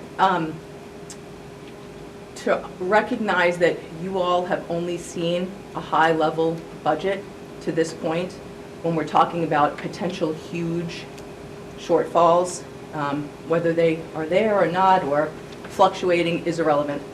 The point is, again, transparency. We entrust you all to be looking out for our best interest. When I'm hearing that you're not getting that level of detail at this point, that may be the way they did in the past. That may be the timing of the past. That concerns me, and I think it concerns a lot of people in the audience. And I know it concerns a lot of people in the community. When I tell them, I'm hearing that there's a $2 million shortfall, I'm hearing that there's a 1.1, I'm hearing this, and then it's like, well, wait, now we might not have anything. I know it fluctuates, but again, I feel like more people than a select few should have access to the detail at an earlier stage of the game, so we know what we're dealing with and we can plan accordingly. You guys put a lot of trust in a small group of people, but we all put our trust in you. So I guess I'm asking, I love that you're offering to get involved in the fiscal side of things. You know, I know Mike isn't around, so you guys are going to fill in, and that's great. But I'm looking at some other districts in the area, and I see proposed budgets posted online in November and December. And I know that's super early, but at least it's out there. It's that transparency that we're talking about, that people so desperately want in our community. People can go online and say, this is right now what they're looking at. Yes, we know it may change. Yes, we know that things are going to happen that you can't foresee, changes in tuitions and things like this. But at least the people in the community know, oh, they're looking to potentially plan some increase in staffing here. I like to see that. Or they might have to cut, or they might have to change this. And it's just that it's out there. And that transparency and your involvement at an earlier stage would be so we'd be so thankful for that. Because again, we rely on you. We really do. I would love to see all the detail because I'm a numbers person. That's what I like to do. I don't mind looking at it and I pour over it with interest. Other people don't. It's okay. But again, to have it out there for people to see and to know that you all are looking at it, and if you don't have familiarity with it, to be reaching out to others that do, so that none of this is a surprise. So again, transparency, transparency, transparency. That's all that I'm asking for. That's all I can say. Hi, Laurie Withcraft. Thank you, Audrey. You spoke very eloquently on some of the things that I actually wrote in my notes as well about transparency and detail. I'm no stranger for asking for transparency. I've been asking it for 5 years before you were even here, Ron. And I think we even had a conversation in the office like over 2 years ago when I was frustrated when you just got here, and I said, we need detail in our budgets. And I've spoke many times asking about detail and transparency, and I've seen budgets in the past that end in 0, 0, 0, 26,000, 24,000, 22,000, 112,000. Those are rounded off numbers. When I look at the other schools and what I've seen posted online, like Audrey said, Duxbury posted theirs on November 7th. Wellesley posted theirs on December 11th. And not only is the school committee reviewing all of these detailed budgets, but the public has time to look at them. And to say that Saturday is supposed to be the working session. The public hearing should technically be about like 6 or 7 weeks later, according to the law, is that's usually in March. And that's what the public hearing is supposed to be. So is Saturday really the public hearing, or is that in March? Saturday is your public hearing. Okay, I'm not sure that's the law, because That is the law. because it was always, it was Saturday was the working session, and then in March was considered the public hearing. Because this is the first time anyone's seeing this, is this week. How can it be the public hearing if it's the first time that anyone's seeing it? No one can question any of the details of it. Well, No one has Saturday is seen it open to yet. the public, and then in March, we have another, when it's presented to school committee to vote on it. The public That's hearing is presented. supposed to be the one in March, after we've had time to review it and the school committee has seen it. We're not voting on it on Saturday. So that's a working session, that's not a public hearing. Again, just for your historical context, there's 3 things. And I think first, I would just fundamentally disagree with the assertion that this is some mismanagement of it. The team here does a lot of hard work. Our team in general, beyond this group, our principals, our district leaders do a lot of hard work to make sure that we have the most up-to-date information and we're doing right by our kids and staff. So I disagree with that assertion. Not any intention to have it back and forth on it, but I want to name that. Our team deserves that support. Your historical in this district is that February 1, February 2, the weekend is Super Bowl weekend, has and always has been your public hearing meeting. Again, the calendar that we use now is not a new calendar to Scituate Public Schools. The 27th is typically a preliminary, and that's how we've done it the past couple of years. This year is different, there's no question about it, but I think as I alluded to in my response earlier, the rationale for that is simply putting out that information of any potential cuts is harmful to the employees that impacts. And if we can avoid that, we'd like to avoid that. How can we feel confident in the updated budget projections? Are your expenses, Nicole, have you seen the detailed budget? Are you asking about like the line item budget? Yeah, like have you all seen this 35-page budget? We saw the previous draft. Right, on January 6th, but that was before the governor signed the law, before the cherry sheet came out. I compared I looked up the cherry sheet online. It's all posted online. On last Wednesday night, it was posted to the public online by Governor Baker's office. I compared 2020 to 2021. All you have to do is change your numbers. Whatever. You can just plug in these projected numbers. I mean, I don't understand why that's changing, discussing it tonight. It's Chapter 70, and it's $550,000 different. I mean, this is just substituting numbers that you didn't think you had, changing the detail. I don't think it's that simple, but. Because everything is every other, I mean, this is, when I left the house, my husband's like, it's insanity. Every year you go and you're fighting the same thing. That's defining insanity, is that we have no detail. You can't find. Paul's probably going to hate me for saying this, but the line item budget is available to anybody who wants to go and ask for it. But why isn't it posted? Where is it? Other towns post it. I had to ask It would be exceptionally helpful if the people who are in the audience, we care. That's No, why I we know, go. I know. And we want that detail in advance, so that The just line like item anybody else. budget. Yeah, so we could sit there and look at it and understand. So when we have questions, instead of looking at it on the fly that morning, at least we have time to sit down in advance and look at it and study it and understand, wait a minute, why is this? Or be able to raise intelligent questions before just looking at it that morning as we walk in the door. Can I make just a suggestion? Again, Yeah. I bristle at this idea of lack of transparency. I think we publish a pretty strong budget with substantially more transparency in the community as we have seen in a long time. I appreciate your frustration about the resources and the increased costs. I share those with you as well. We have that FinCom meeting on Tuesday. To your question about like, why can't you just roll the numbers in there? We can't do that until it's approved. However, once it's approved, we can publish that budget to our website. You can take a look right at it. You'll have it in advance. It gives you a few days to digest it all. Feel free to call my office with literally any question you have about it. We'll walk you through anything you'd like. And then on the first, again, we go through in exquisite detail, page by page, line by line, every single description of costs, the revenue, what about this fee, why do we have to do this fee, how much does that cost? All of those questions we go through exquisitely and in tremendous detail, and there's no vote. It's just the start of a conversation of where our budget stands. So I offer that as a solution to, again, recognizing that this 27th, we had planned to go through a lot of that tonight. Do that by 2 days, we looked on our website. Does that seem reasonable?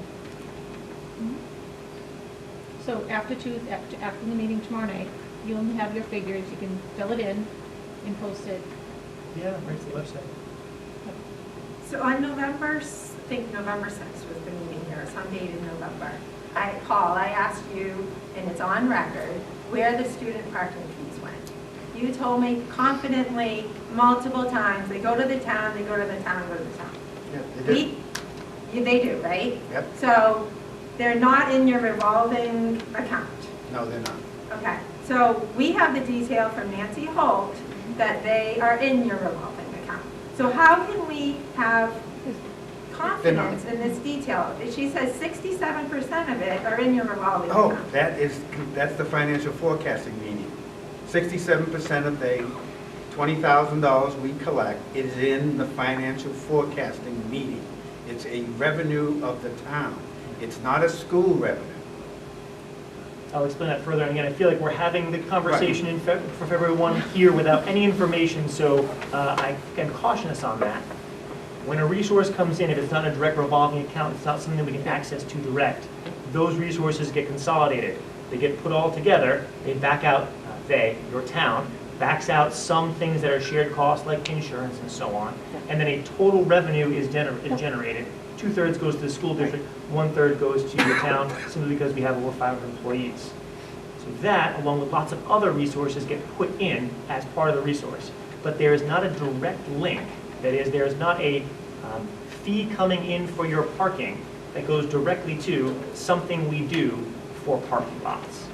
It, along with everything else that comes in as a revenue, gets put together for your total revenue for this week. That cherry sheet, all the taxes, you name it, all of those things get put together. Yes, 2/3 comes to the school department. That's what you vote on. That's the answer that they're looking Right. for. Yes, the money comes back to us. It does. In 2/3 form. Two-thirds. when In it a rolls 2/3 into it. form. Right. So a So big- the answer isn't, no, it doesn't come back to us. It was, no, we don't. It's the way It doesn't it's come, I handled. know it we have a doesn't come through revolving revolving account. account like, It's different like though. So I- sports fees or whatever. It's not like a sports fee that goes Right. direct to us and Right. stays with us. And Right. that's, Stays that's with the us. way the question always gets posed, right? Like, Yeah.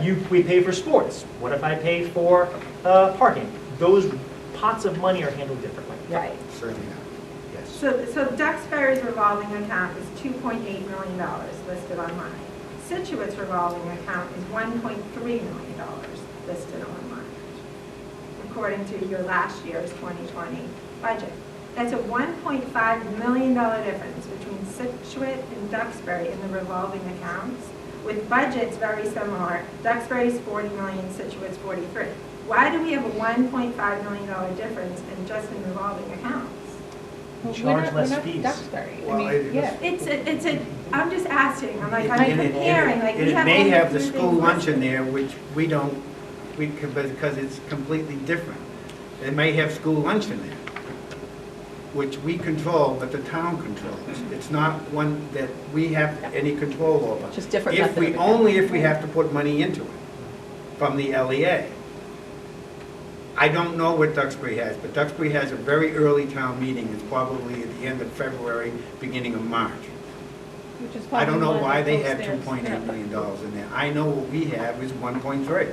We have full-day kindergarten, ECC, sports fees, gate fees. I'm sure I have. And we'll go over the rest of it on Right, February we'll 1st. go Next over all that Tuesday. stuff on Saturday. Yeah.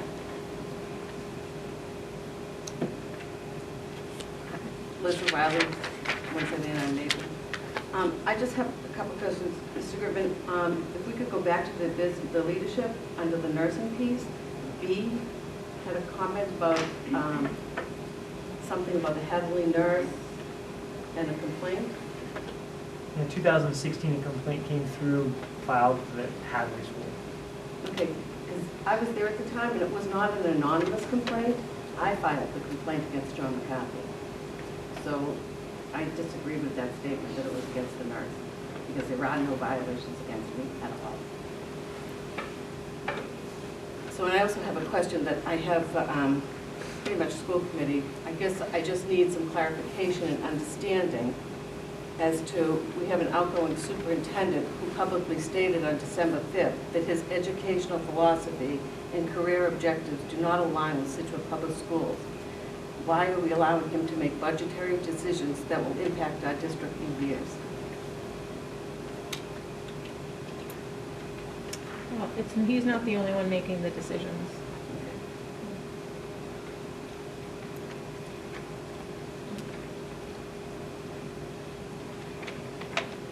Hi, we have a statement from the union, kind of along the same lines as some of the questions about the budget. My name is Eileen Roddy, First Parish Road, 31-year resident of Scituate, mother of 2 Scituate Public School alumni, veteran Scituate Public School teacher and co-president of the Scituate Teachers Association. As co-presidents and vice president of the Scituate Teachers Association, Nicole Brasher and Greg Ranieri and I work very hard to provide solidarity, truth, and advocacy for our members. As STA leaders, we feel a profound responsibility toward our colleagues and an even greater responsibility to provide what is best for our students. We believe that these two imperatives are usually one and the same.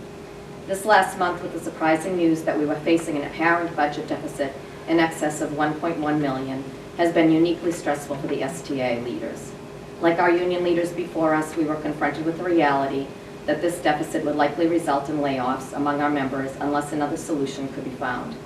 Naturally, this reality created a climate of uncertainty and anxiety throughout the entire SPS district and required us, as well as other SPS union leaders, to collaborate with the superintendent and the school committee to create reasonable and responsible solutions. The most obvious solutions to the budget deficit shared by SPS administration clearly place the onus of the remedy on the shoulders of educators, support personnel, and staff.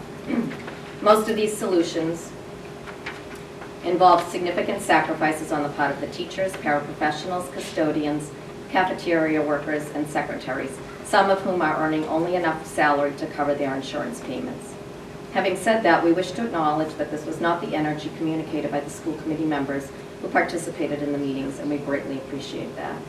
Because we could not guarantee that any solution involving salary cutting measures would be acceptable to our membership in such a short period of time, and without a detailed, transparent, and timely validation of the budget issues, we faced the reality of potential layoffs. These potential layoffs were shared with us by Superintendent Griffin.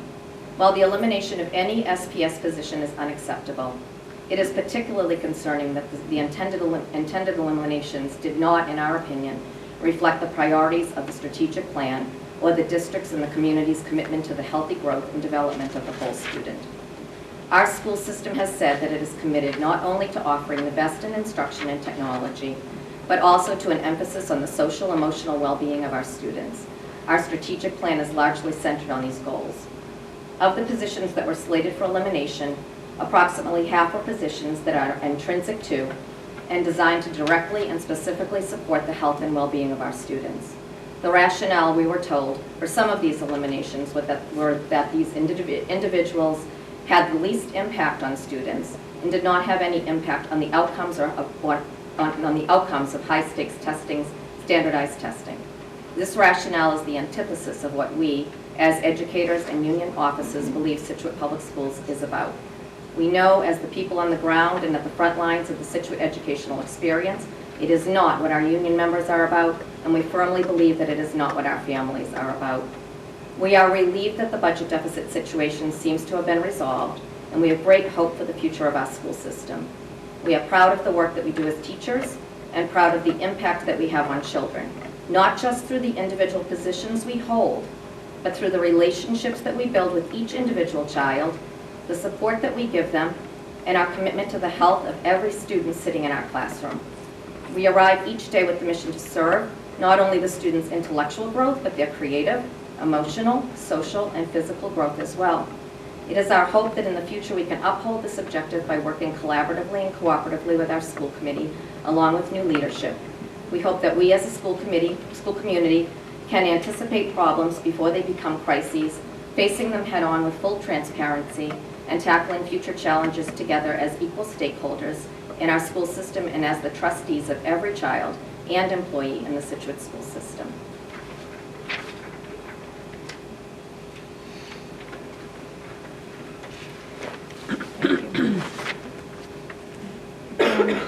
I'd like to move on from the budget talks, because I think that could drag this night on.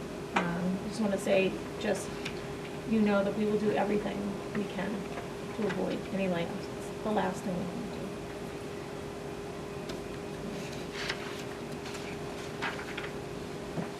do. All right, next up on the agenda is old business, transfer of the memorial sign.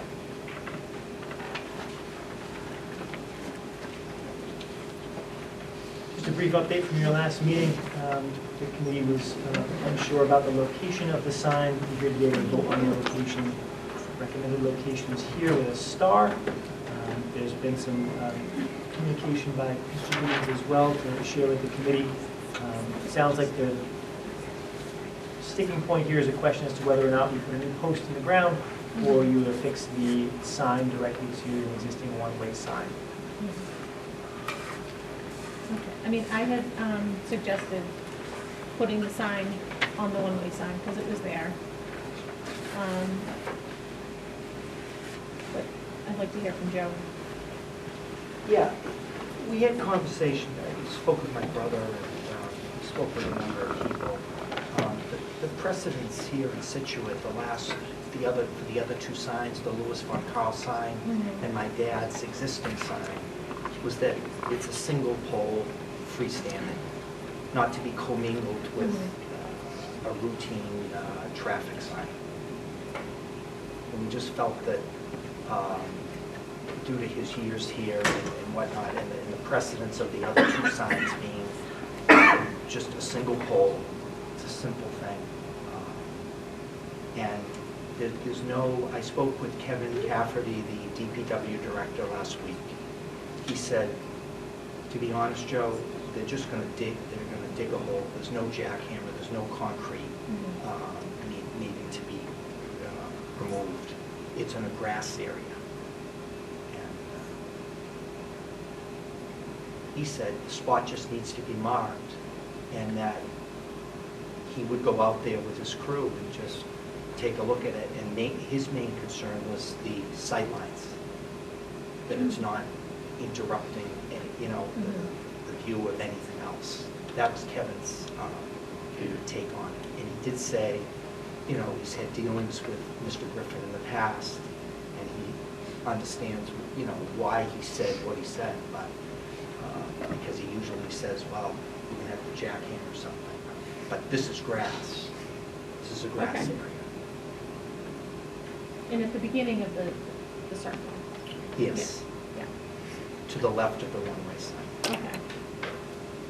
I think we should put it where it didn't spill in. No, absolutely. I mean, it just seemed practical. I mean, I'm going to be honest. I'm the one that suggested not jackhammering anything, but if it's grass,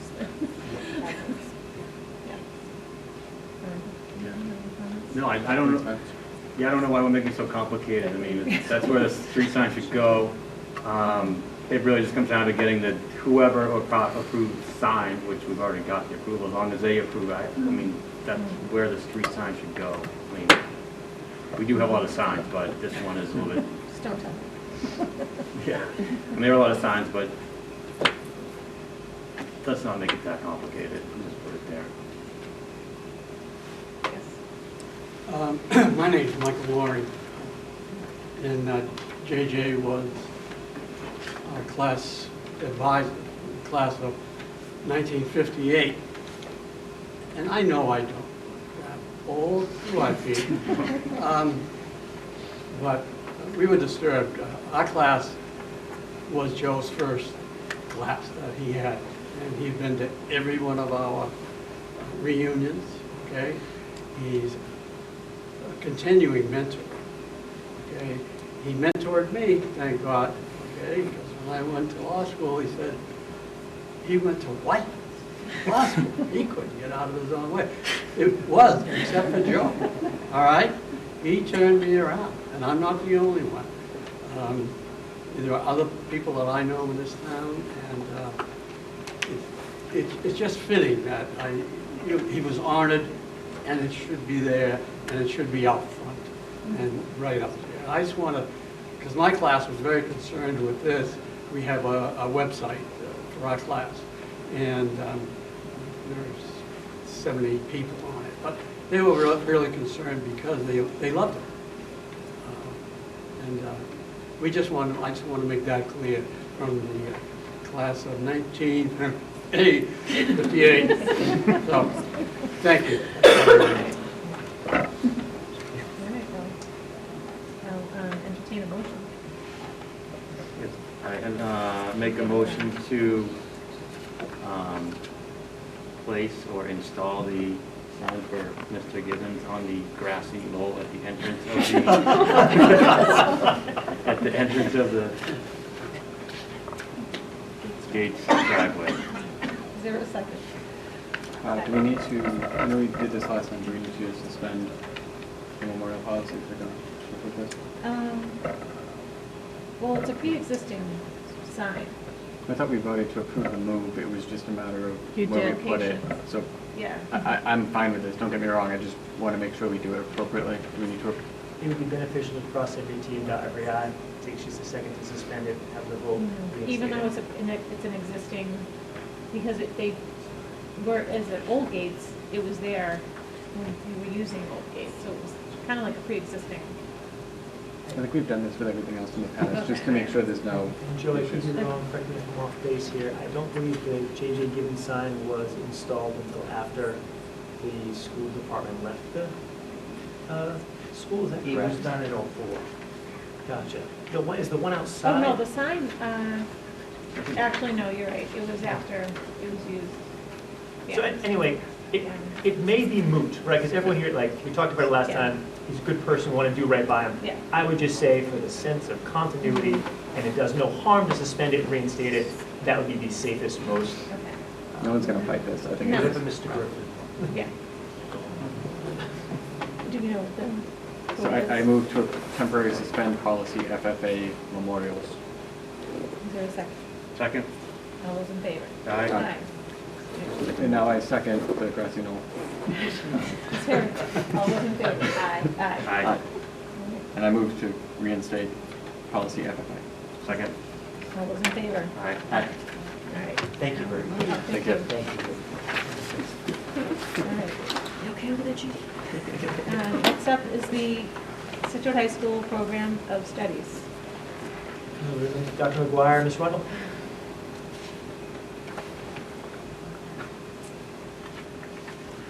So at the last school committee, I presented the 2020-2021 program of studies, and I presented the executive summary. So I'm hoping that we could, that you could vote on it tonight, barring any objections, because I would like to start moving ahead on the whole course selection process next year. So were there any questions that you had from last time? Any clarified things I can answer for you? I don't have any questions, anybody? Okay, so I hear a motion? Make a motion to approve the 2020-2021 high school program of study. Is Is there a second? Second? All those in favor? Aye. Thank you very much. Thank you.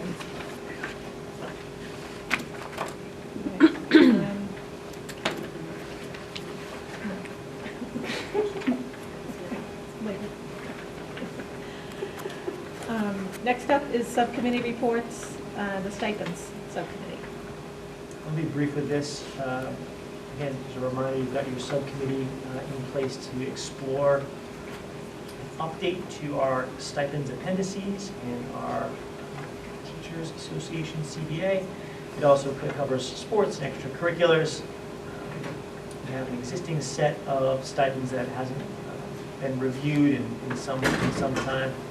The group that you see there, I'll blow it up for you, has been volunteering to take a hard look at our existing model as well as explore alternative models. The team already completed a SWOT analysis of our current model. You can see that attached to your backup. And has begun researching some existing models that are out there. We probably look at, I don't know, more than a half dozen other models that exist, and then exploring some research to rethink a more equitable and fair means of setting stipends, both for sports and extracurriculars. One other item that I'd share with the group, we talked a little bit about, since the SWOT, you can go through it yourselves, but we talked a little bit about the scope of the group, that they would do some research on this, but hold off on a recommendation going forward.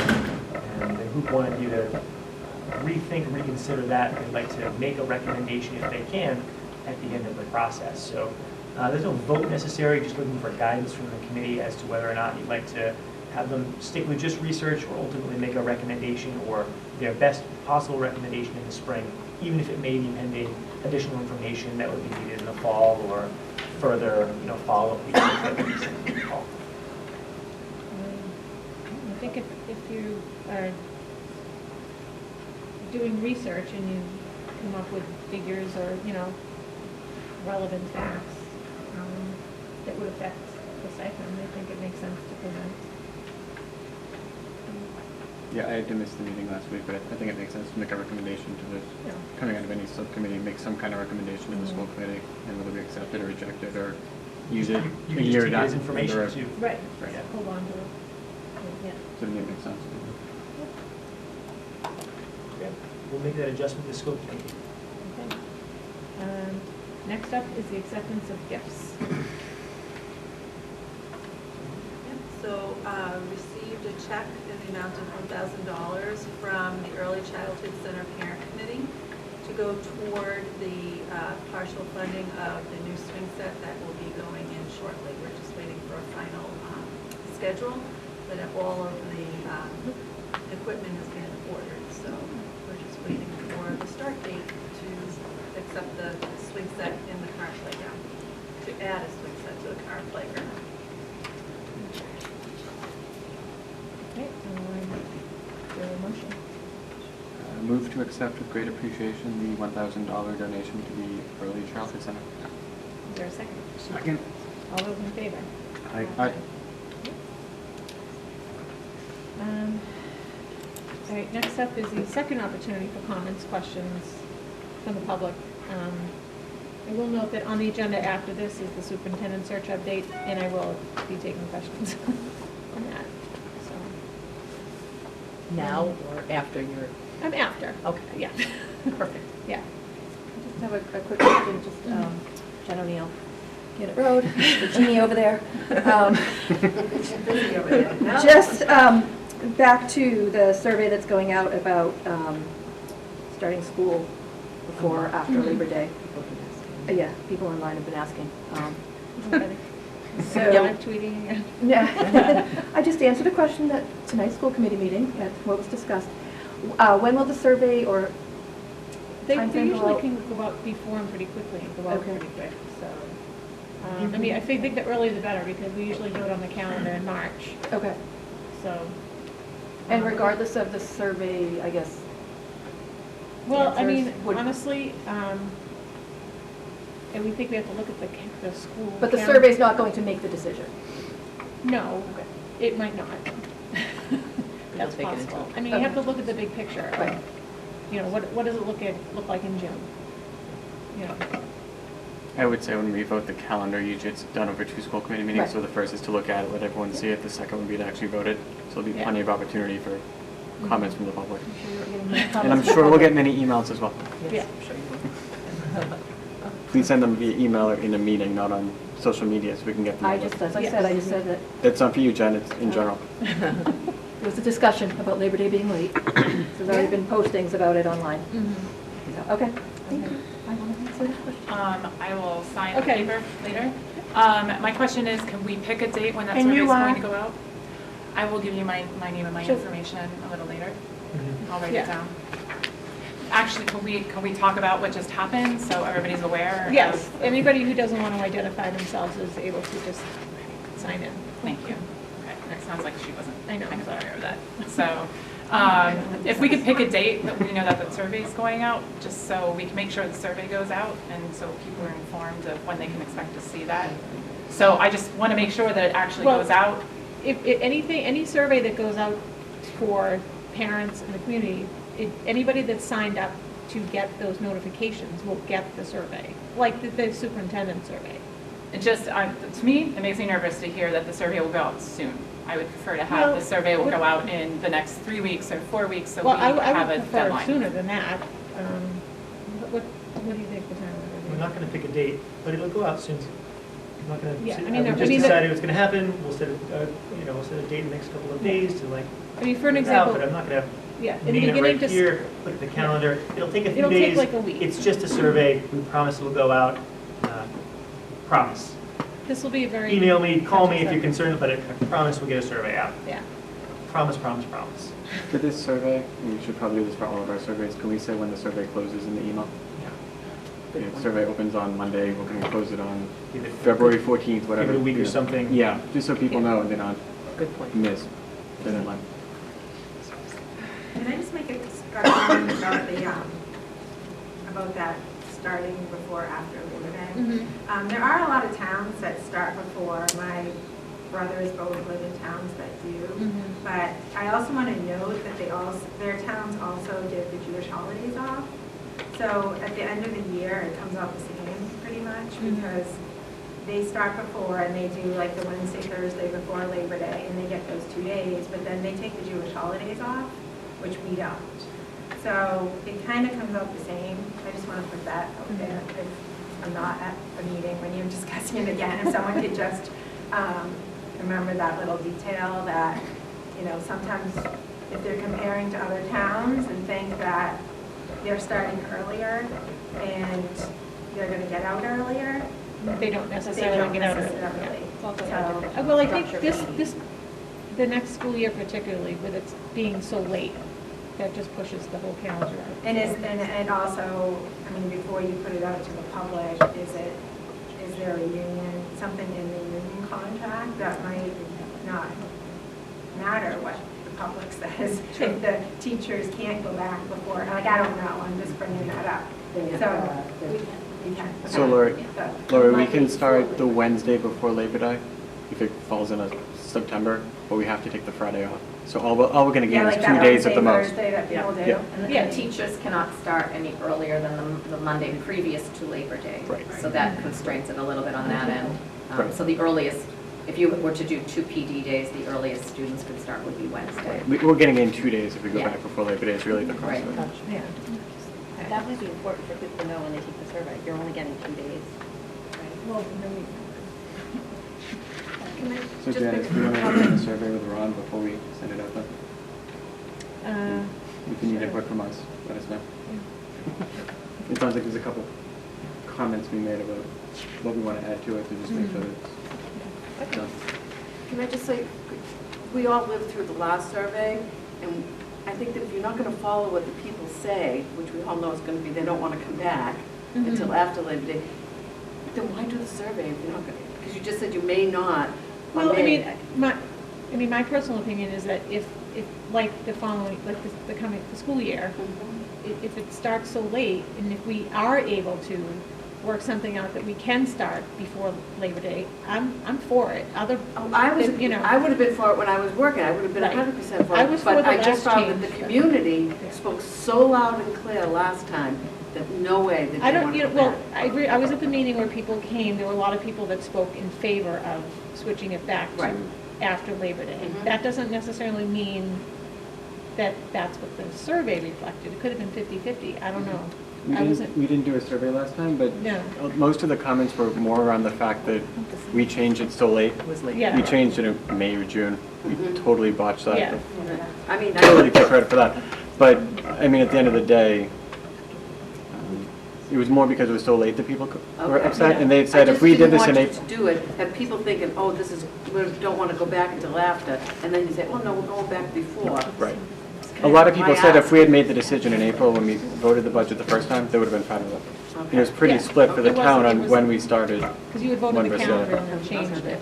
2 months later. Yeah. That was a thing. Okay. All right. Next up is the superintendent search update. So if you want to, and this is just a timeline of what the search will look like.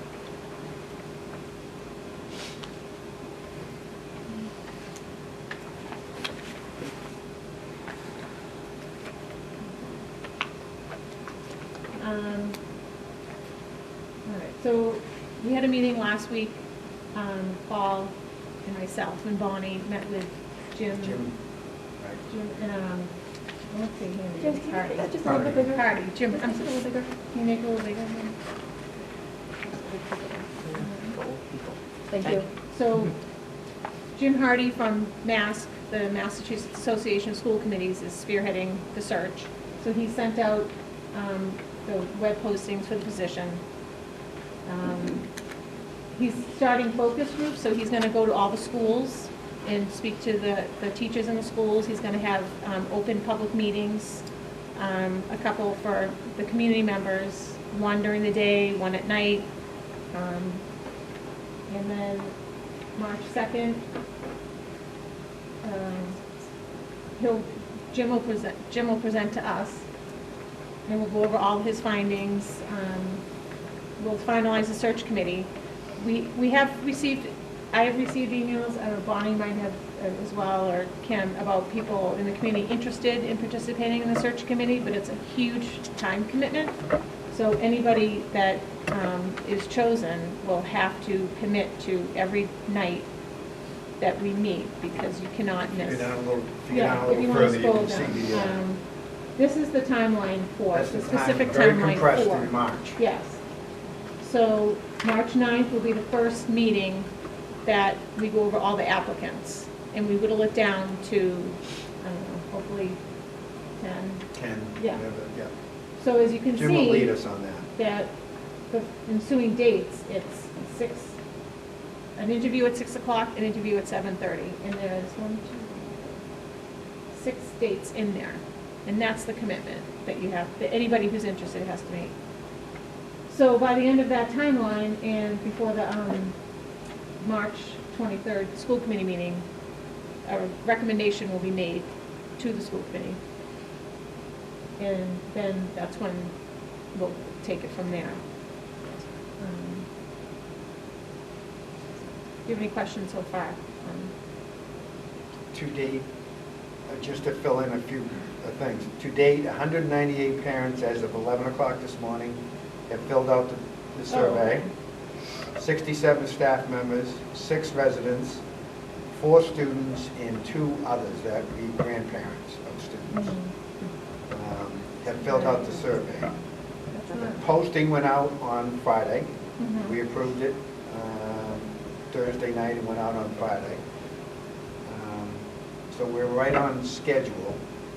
The focus groups for the schools, all 6 schools, has been set. All the principals put their dates in. Looks to me, I think it was Tuesdays. Jim sent that out today to the 6th. That's been set already for, I want to say, starting next week, the focus groups. I want to say next Tuesday. I think so. I think it's next Tuesday, the focus groups are, but each individual school has that. and they've announced it to their individual staffs. We don't have the community, No, he hasn't. not yet, No. not yet. We're doing the staff first. So I encourage everybody to fill out that survey. It doesn't sound like Right. there's a lot of people that have filled it out. So please spread the word. So as you can see, March 30th, we visit finalist districts, and then they come here, we interview, and then April 13th. we'll be done. So when do we hold the public interviews by the school committee for the finalists? Week of April 6th. Okay. See? Yeah. Yep, sorry. Is this going to be posted somewhere so we can look at the dates later, just so I can Yeah, I think get a if you feel for the put this dates? Is up it going to be posted? on the school committee page. Okay. Yeah.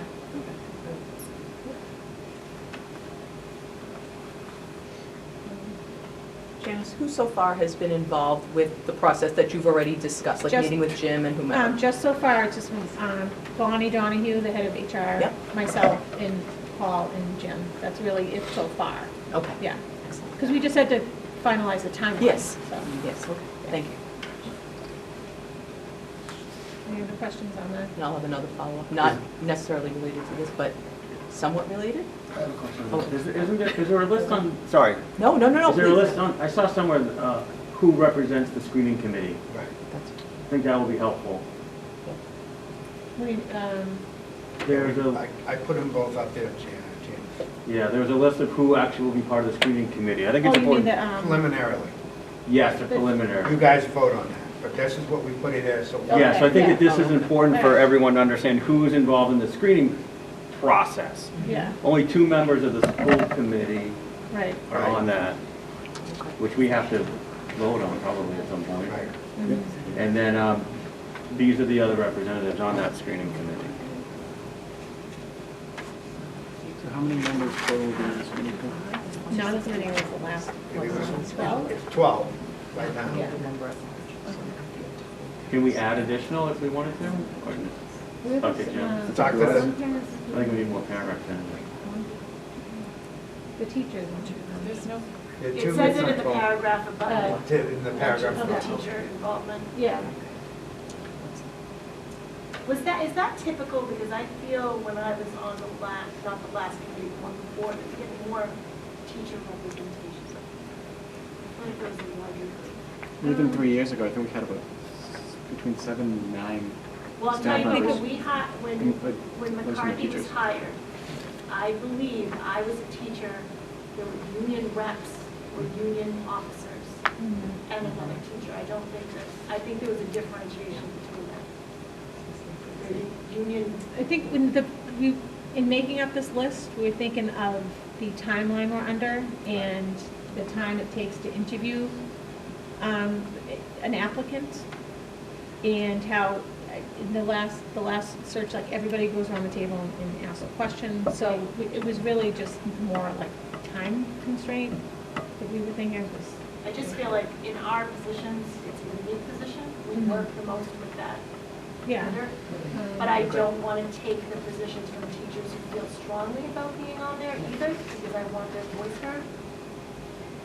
And I do think that when we hired McCarthy, there were more. No, there are, right there. We invite Scituate Education to select 2 representatives. Right, there's 2 representatives, but let's say Eileen and I both want to do it, or Greg and I both want to do it, and then there's no room for a teacher. Right. There's Because only I one believe administrator John- on there too. I was on there with Fitzy, and I think there was more than one teacher on there besides me, so I just think that. There was probably 16. We cut it, Jim recommended cutting it down to, Yeah.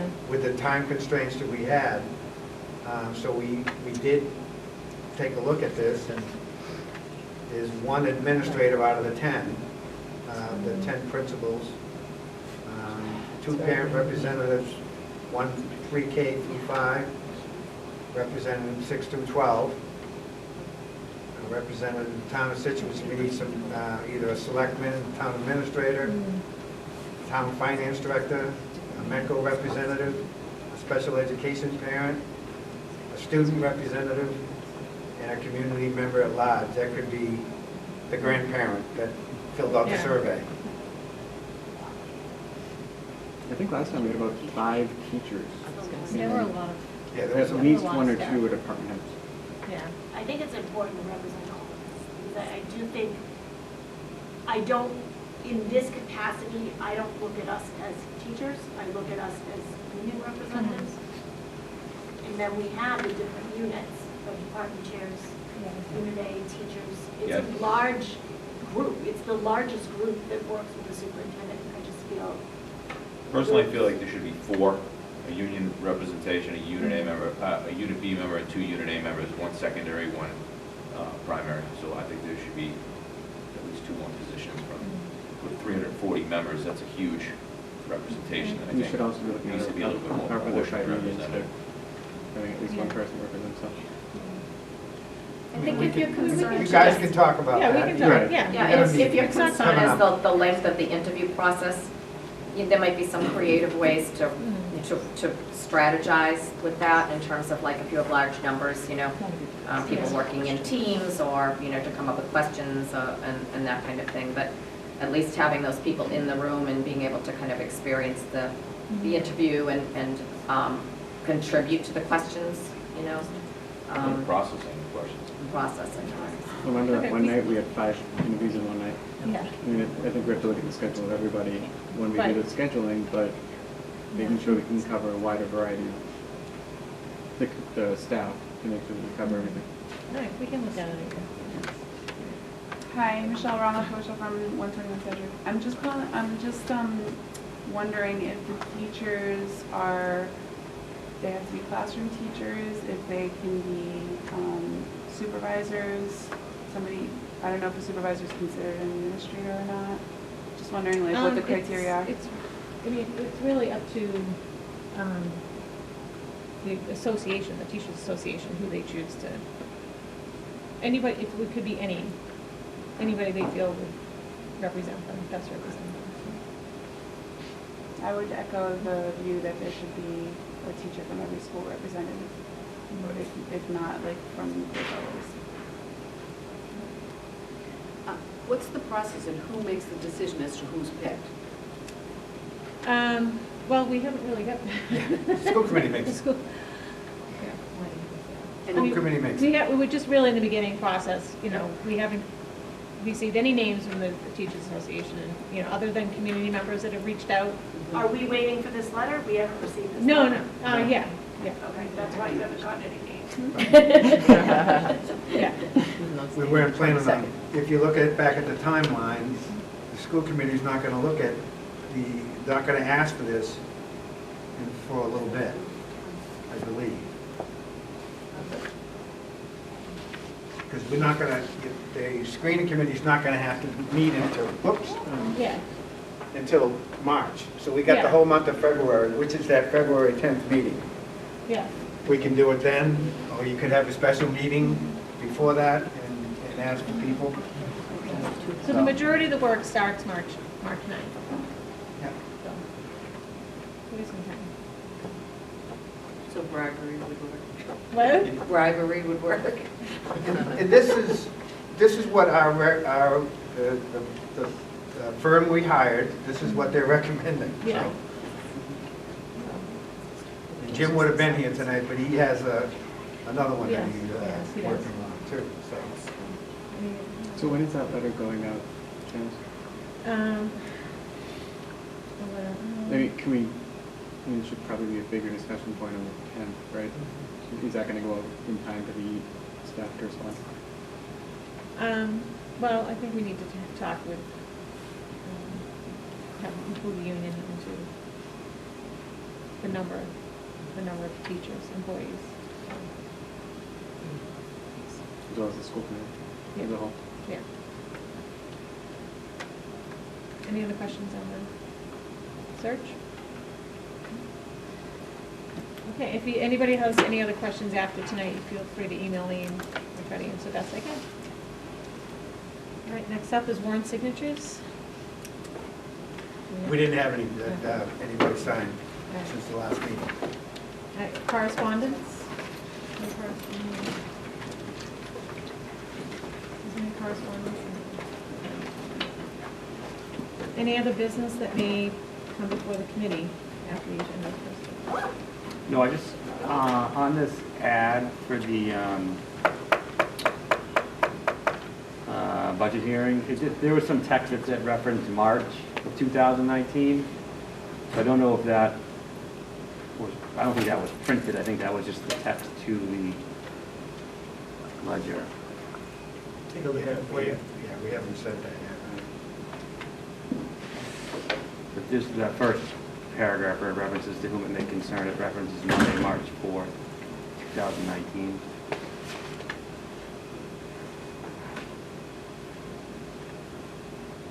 Oh, okay, in the paragraph. Yeah.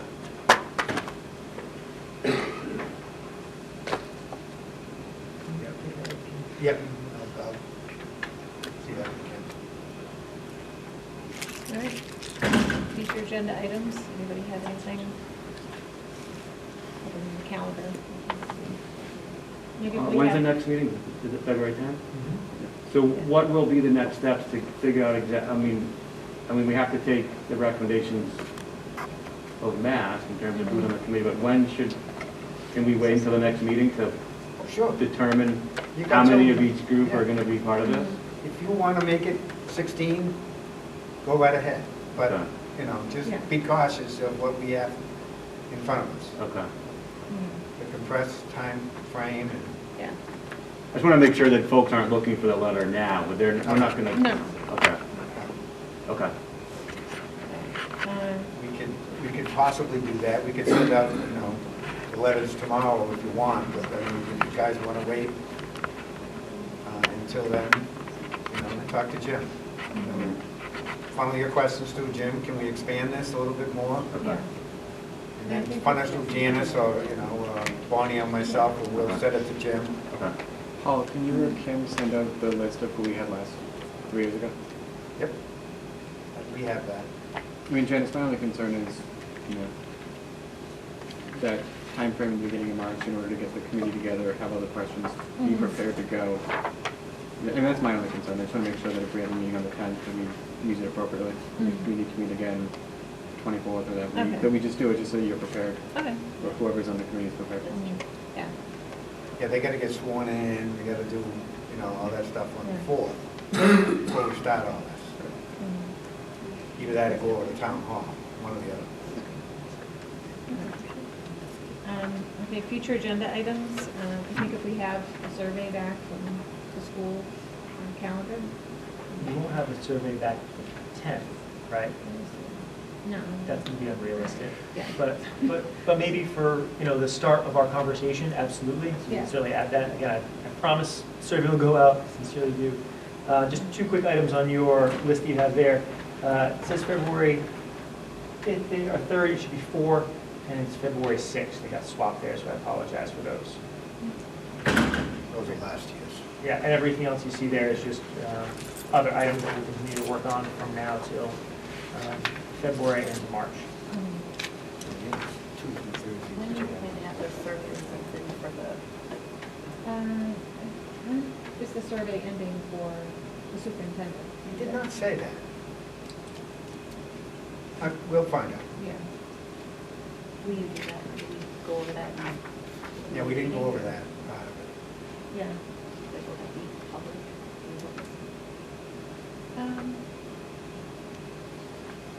I mean, yeah, it will be public, and that'll be, he's gonna use that information to fine tune what the candidates are.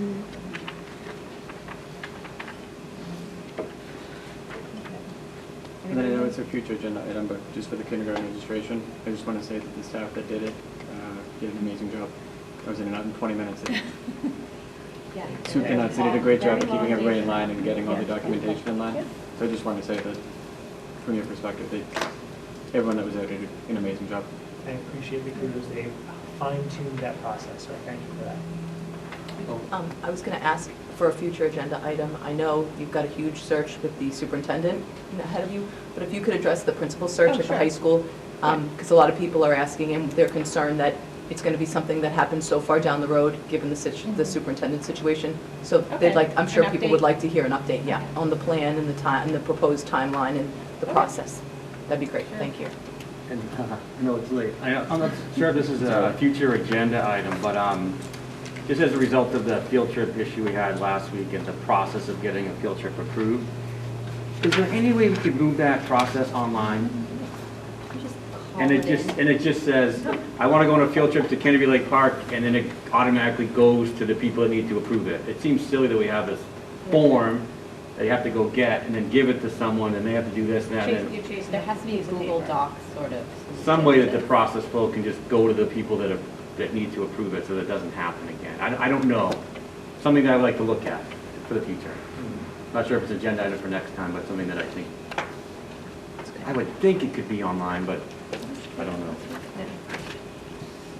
That was the feedback we got when we asked how it could be streamed. There are systems that already exist that are out there that do exactly that. And they're not being used? Not Oh, just that system. Okay. Okay.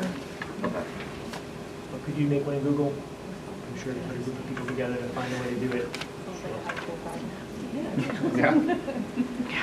Okay, if there aren't any other comments, I will entertain a motion. So moved. Second? All those in favor? Aye. Adjourned. Start at 6. I don't know, they adjourned and we didn't.